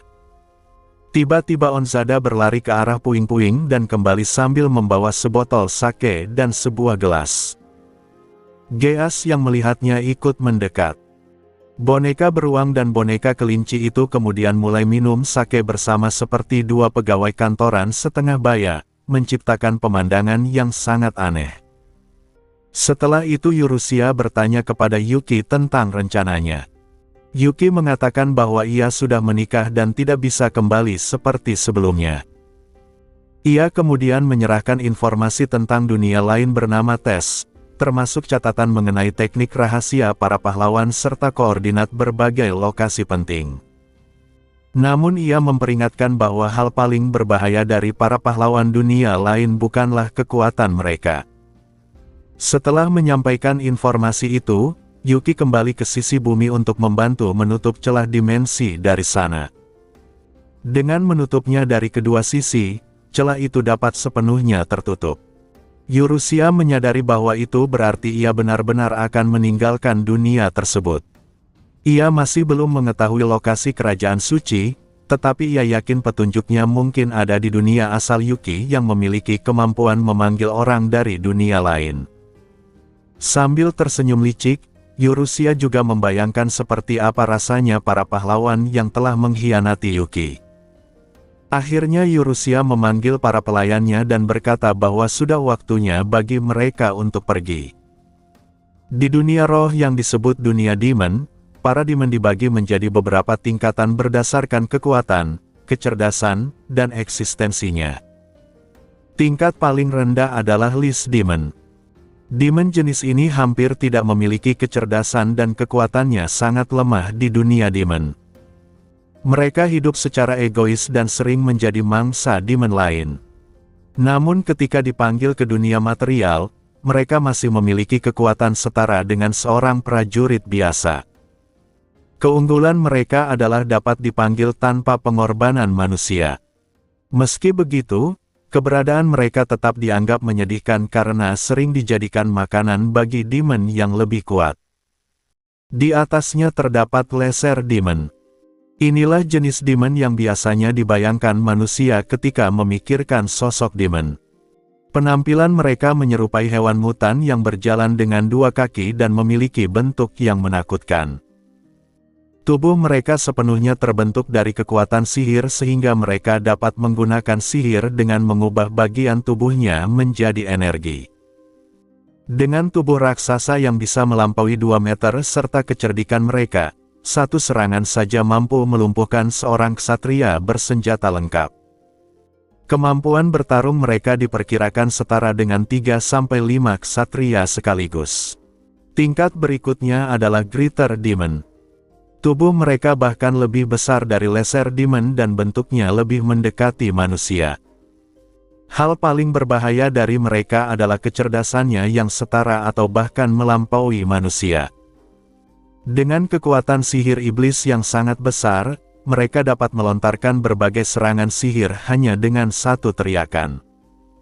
Mereka terkenal selalu menipu orang yang memanggil mereka agar bisa memakan jiwa pemanggilnya. Karena itu pemanggilan mereka membutuhkan kehati-hatian besar. Dalam pertempuran, satu Greater Demon memiliki kekuatan setara dengan setidaknya 100 manusia biasa atau bahkan setara dengan sebuah pasukan kecil. Di atas mereka terdapat Archdemon, kelas demon tingkat tinggi yang jumlahnya hanya sekitar 100 di seluruh dunia demon. Kekuatannya setara dengan Greater Spirit yang mampu menimbulkan bencana alam. Ketika mereka pernah muncul di dunia material pada masa lalu, bahkan tanpa manifestasi penuh sekalipun, sebuah negara harus mengerahkan seluruh kekuatannya atau membutuhkan kerja sama kelompok pahlawan untuk mengalahkan satu Archdemon. Mereka biasanya muncul dengan wujud menyerupai manusia yang mengenakan pakaian tua seolah telah melewati ribuan tahun. Puncak dari hierarki adalah Highest Order Demon. Makhluk ini sangat jarang muncul bahkan di antara Archdemon. Ada 3 jenis yang diketahui, Demon Lord, Demon Beast, dan Devil. Mereka dianggap sebagai dewa bagi para demon, dan kemampuan mereka sebagian besar masih diselimuti misteri. Setelah penjelasan mengenai klasifikasi demon, dijelaskan pula profil karakter penting. Eurusia adalah seorang devil dengan kekuatan sihir sekitar 120.000, atau 530.000 ketika berada dalam bentuk demon. Spesiesnya disebut Golden Beast. Ia terlihat seperti gadis berusia 12 tahun dengan tinggi 158 cm, rambut emas panjang hingga punggung tengah, dan mata emas. Ia adalah individu khusus yang bereinkarnasi dari manusia dan secara tidak sengaja dipanggil ke dunia material, lalu menyatu dengan tubuh bayi yang lahir mati. Dari kejadian itu ia menjadi demon kuat yang memiliki sifat manusia. Selain sebagai devil humanoid, ia juga memiliki bentuk demon beast tipe kucing emas yang digunakan dalam pertempuran fisik maupun sihir. Tanpa ia sadari, setelah mengalahkan seorang demon lord, Eurusia telah menjadi salah satu dari 12 pilar dunia demon.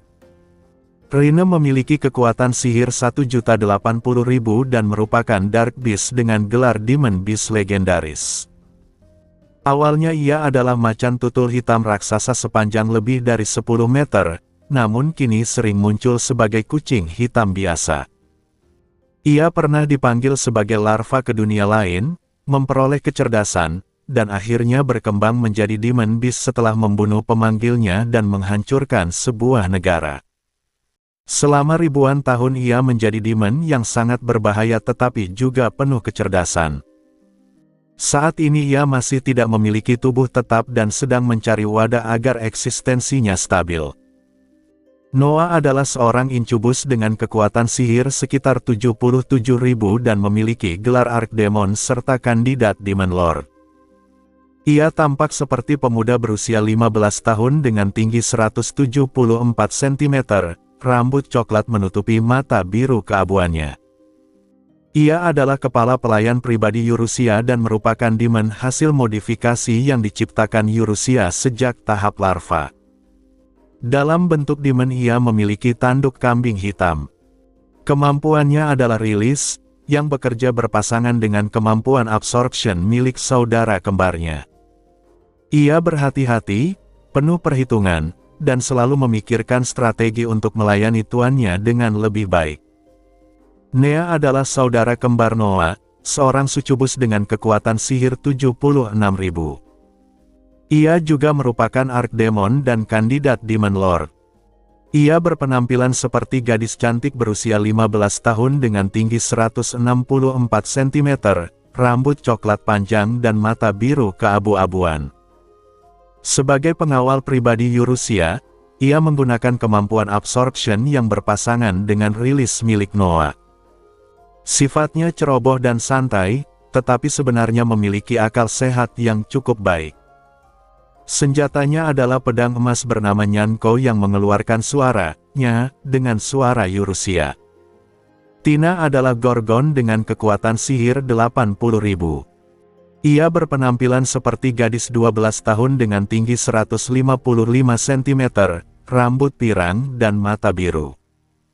Ia adalah pelayan Eurusia yang dingin dan tenang. Dalam bentuk demon, rambutnya berubah menjadi ratusan ular emas. Ia memiliki kemampuan fisik yang sangat kuat dan juga kekuatan membatu melalui tatapannya. Meski biasanya bersikap tenang dan rajin, rasa cintanya kepada Eurusia sangat kuat hingga membuat pikirannya kadang kacau. Fanny adalah Nightmare dengan kekuatan sihir 74.000 dan bergelar Archdemon serta kandidat Devil. Ia tampak seperti gadis 12 tahun dengan rambut perak sebahu dan mata biru. Dalam bentuk demon, rambutnya memutih dan wajahnya berubah menjadi topeng badut. Ia dapat menjerumuskan ribuan orang ke dalam mimpi buruk hanya dengan dilihat, dan pengalaman dalam mimpi itu terasa nyata bagi korbannya hingga menghancurkan mental mereka. Sifatnya kekanak-kanakan dan ceria, tetapi sangat serius ketika menyangkut Eurusia. Geas adalah demon beast tipe behemoth dengan kekuatan sekitar 5.000. Bentuk aslinya adalah monster raksasa berkepala banteng dan tubuh seperti beruang sebesar gunung. Setelah dipaksa berevolusi secara cepat oleh Eurusia, ia mengalami efek samping dan kini berubah menjadi boneka beruang kecil. Ia dulunya manusia dari bumi yang bereinkarnasi ke dunia lain dan dimanfaatkan oleh Demon Lord karena penyesalannya terhadap istrinya. Setelah kontraknya direbut Eurusia, jiwanya kembali bereinkarnasi di bumi dan akhirnya menjadi demon bawahannya. Saat ini ia sangat dimanjakan. Onza, atau Onzada, memiliki kekuatan sekitar 4.000 dan menjadi demon ras Laples setelah membuat kontrak dengan Eurusia. Karena saat transformasi hanya ada boneka kelinci sebagai wadah, ia kini menjadi boneka kelinci hidup. Ia adalah teman masa kecil Yuzu, kehidupan sebelumnya Eurusia, dan seseorang yang berjanji melindunginya. Ras Laples memiliki kemampuan melihat aliran waktu, yang berpadu dengan kemampuan prediksi Onzada saat masih manusia. Kepribadiannya seperti pria parubaya yang lelah, dan minuman favoritnya adalah sake. Mevi adalah sosok misterius dengan kekuatan yang tidak diketahui. Ia adalah devil sejati yang telah berkelana antar dimensi selama ribuan tahun. Penampilannya seperti pria berusia pertengahan 20-an dengan rambut biru tua hampir hitam dan mata merah. Dalam bentuk demon ia memiliki 6 sayap kelelawar. Sebelum Eurusia muncul, ia adalah satu-satunya devil di multiverse selama ribuan tahun. Ia menyebut dirinya sebagai kakak Eurusia karena mereka satu jenis, tetapi niat dan pikirannya tidak pernah diketahui dengan jelas. Hobinya adalah memenangkan perdebatan di internet.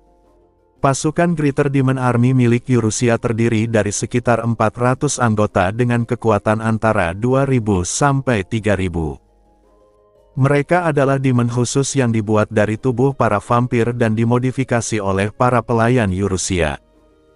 Mereka lebih kuat dari Greater Demon biasa dan sepenuhnya setia kepada Eurusia. Biasanya mereka tinggal di ruang subspace bernama Los Eden milik Noah dan menghabiskan waktu memproses hasil laut sambil menjalankan tugas mereka. Terakhir disebutkan sosok Heranes, seorang Demon Lord dengan kekuatan 650.000 yang kini telah dimusnahkan. Ia adalah demon yang berkembang selama 1000 tahun hingga menjadi Demon Lord dan salah satu dari 12 pilar dunia demon. Biasanya ia tampil seperti bangsawan manusia, tetapi ketika emosinya muncul, wujud monyetnya terlihat. Ia mahir dalam tipu daya dan mengumpulkan jiwa, tetapi sering lebih mementingkan hobinya sehingga proses pengumpulan jiwa memakan waktu ratusan tahun.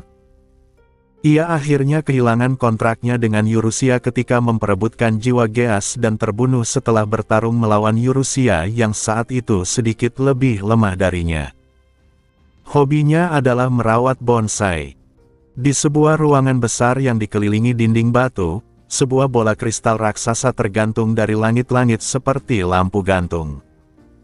Bola kristal itu memancarkan cahaya pucat yang berayun lembut, membuat seluruh ruangan tampak mistis. Tidak ada jendela di tempat itu, hanya satu pintu ganda besar. Di lantainya tergambar sebuah lingkaran sihir raksasa yang memenuhi ruangan yang tampak seperti aula di rumah bangsawan. Cahaya pucat yang menerangi ruangan tiba-tiba meredup, lalu kembali bersinar terang. Di ruangan yang sepi tanpa penghuni itu, Bola kristal di langit-langit mulai berdenyut perlahan, semakin terang setiap saat. Cahaya dan kegelapan bergantian menyelimuti ruangan, sementara formasi sihir di lantai mulai menyala dan dipenuhi energi sihir. Tiba-tiba terdengar suara pecahan keras ketika cahaya pucat itu memuncak hingga meledak. Ruang di sekitar lingkaran sihir terdistorsi dan kabut tebal memenuhi ruangan. Setelah itu cahaya kembali normal dan ruangan kembali sunyi, namun sesuatu telah berubah. Seorang pemuda tiba-tiba mengerang kesakitan.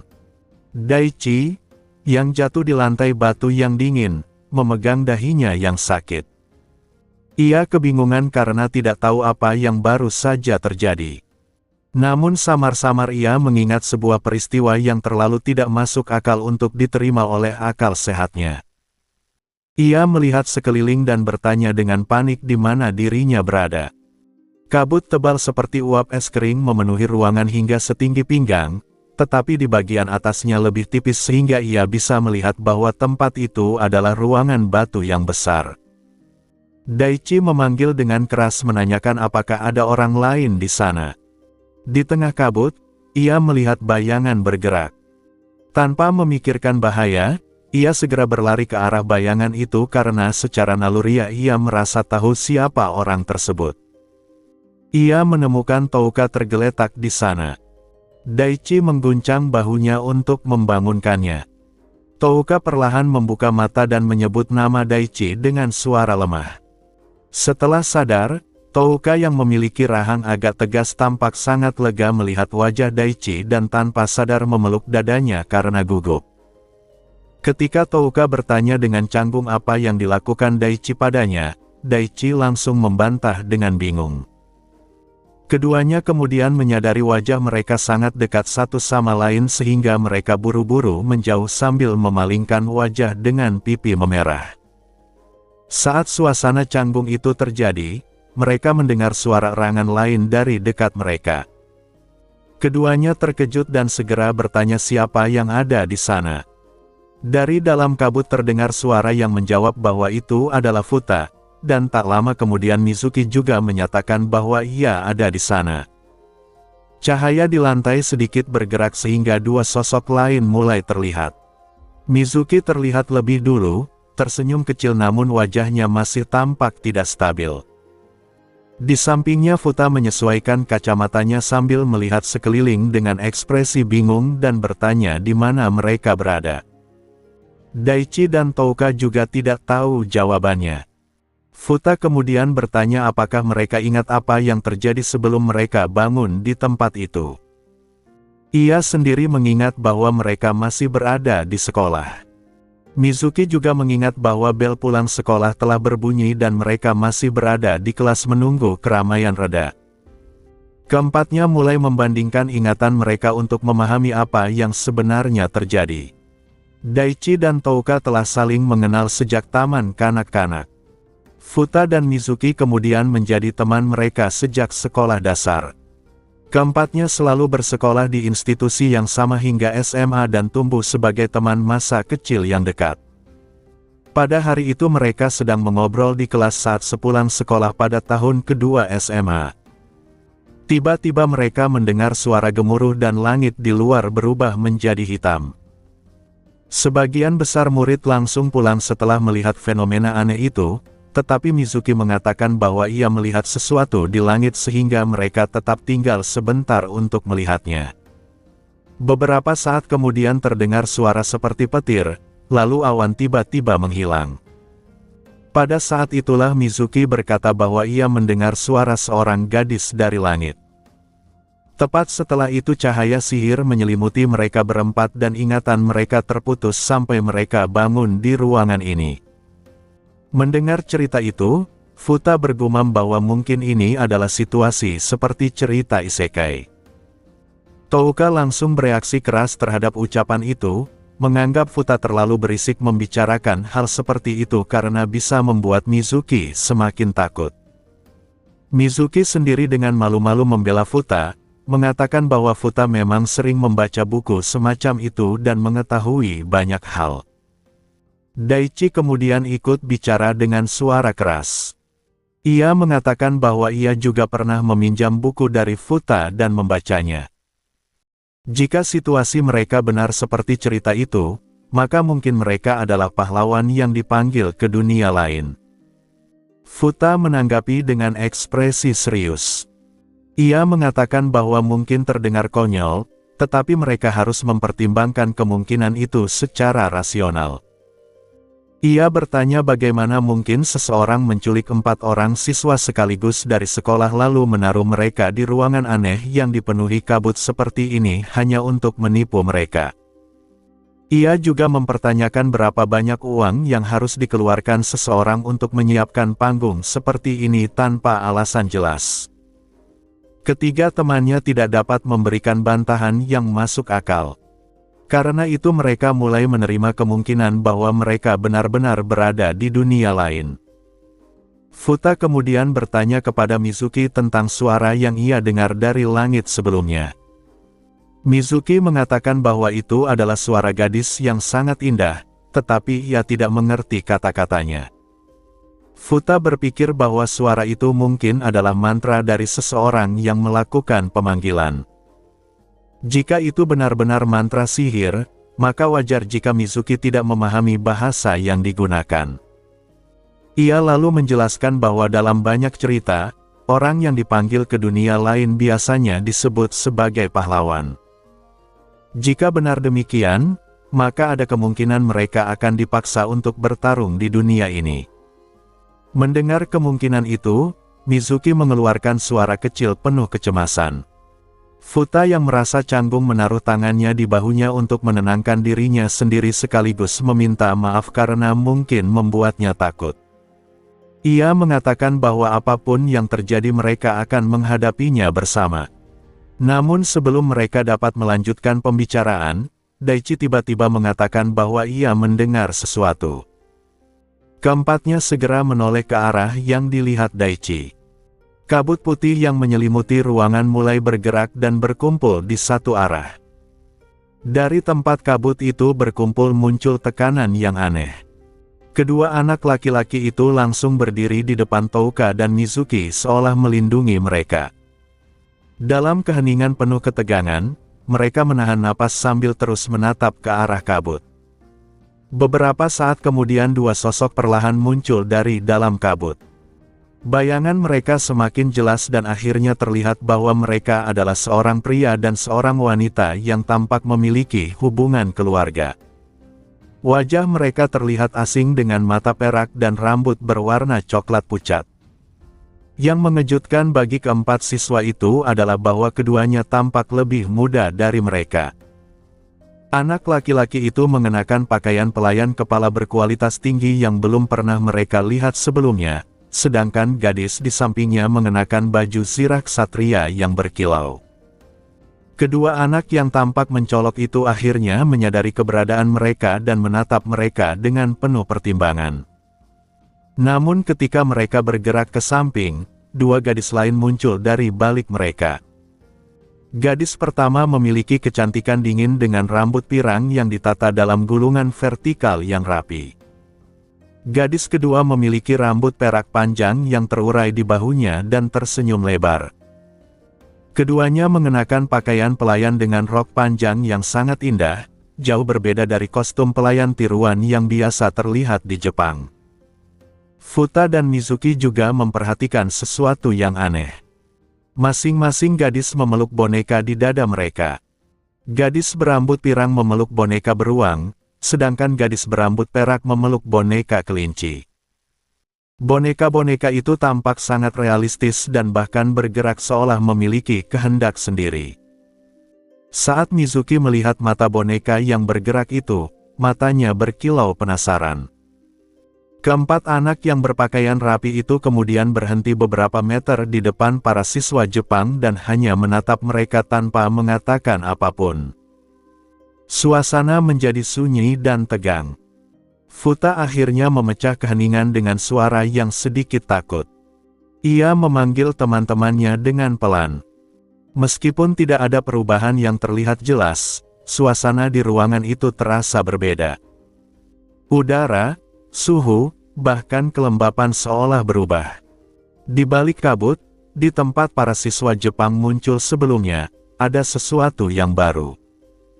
Sesuatu yang tidak mereka kenali sedang mendekat. Keempat anak berpakaian mewah itu kemudian bergerak ke samping lebih jauh. Mereka menundukkan kepala dan berlutut seolah memberi hormat kepada seseorang.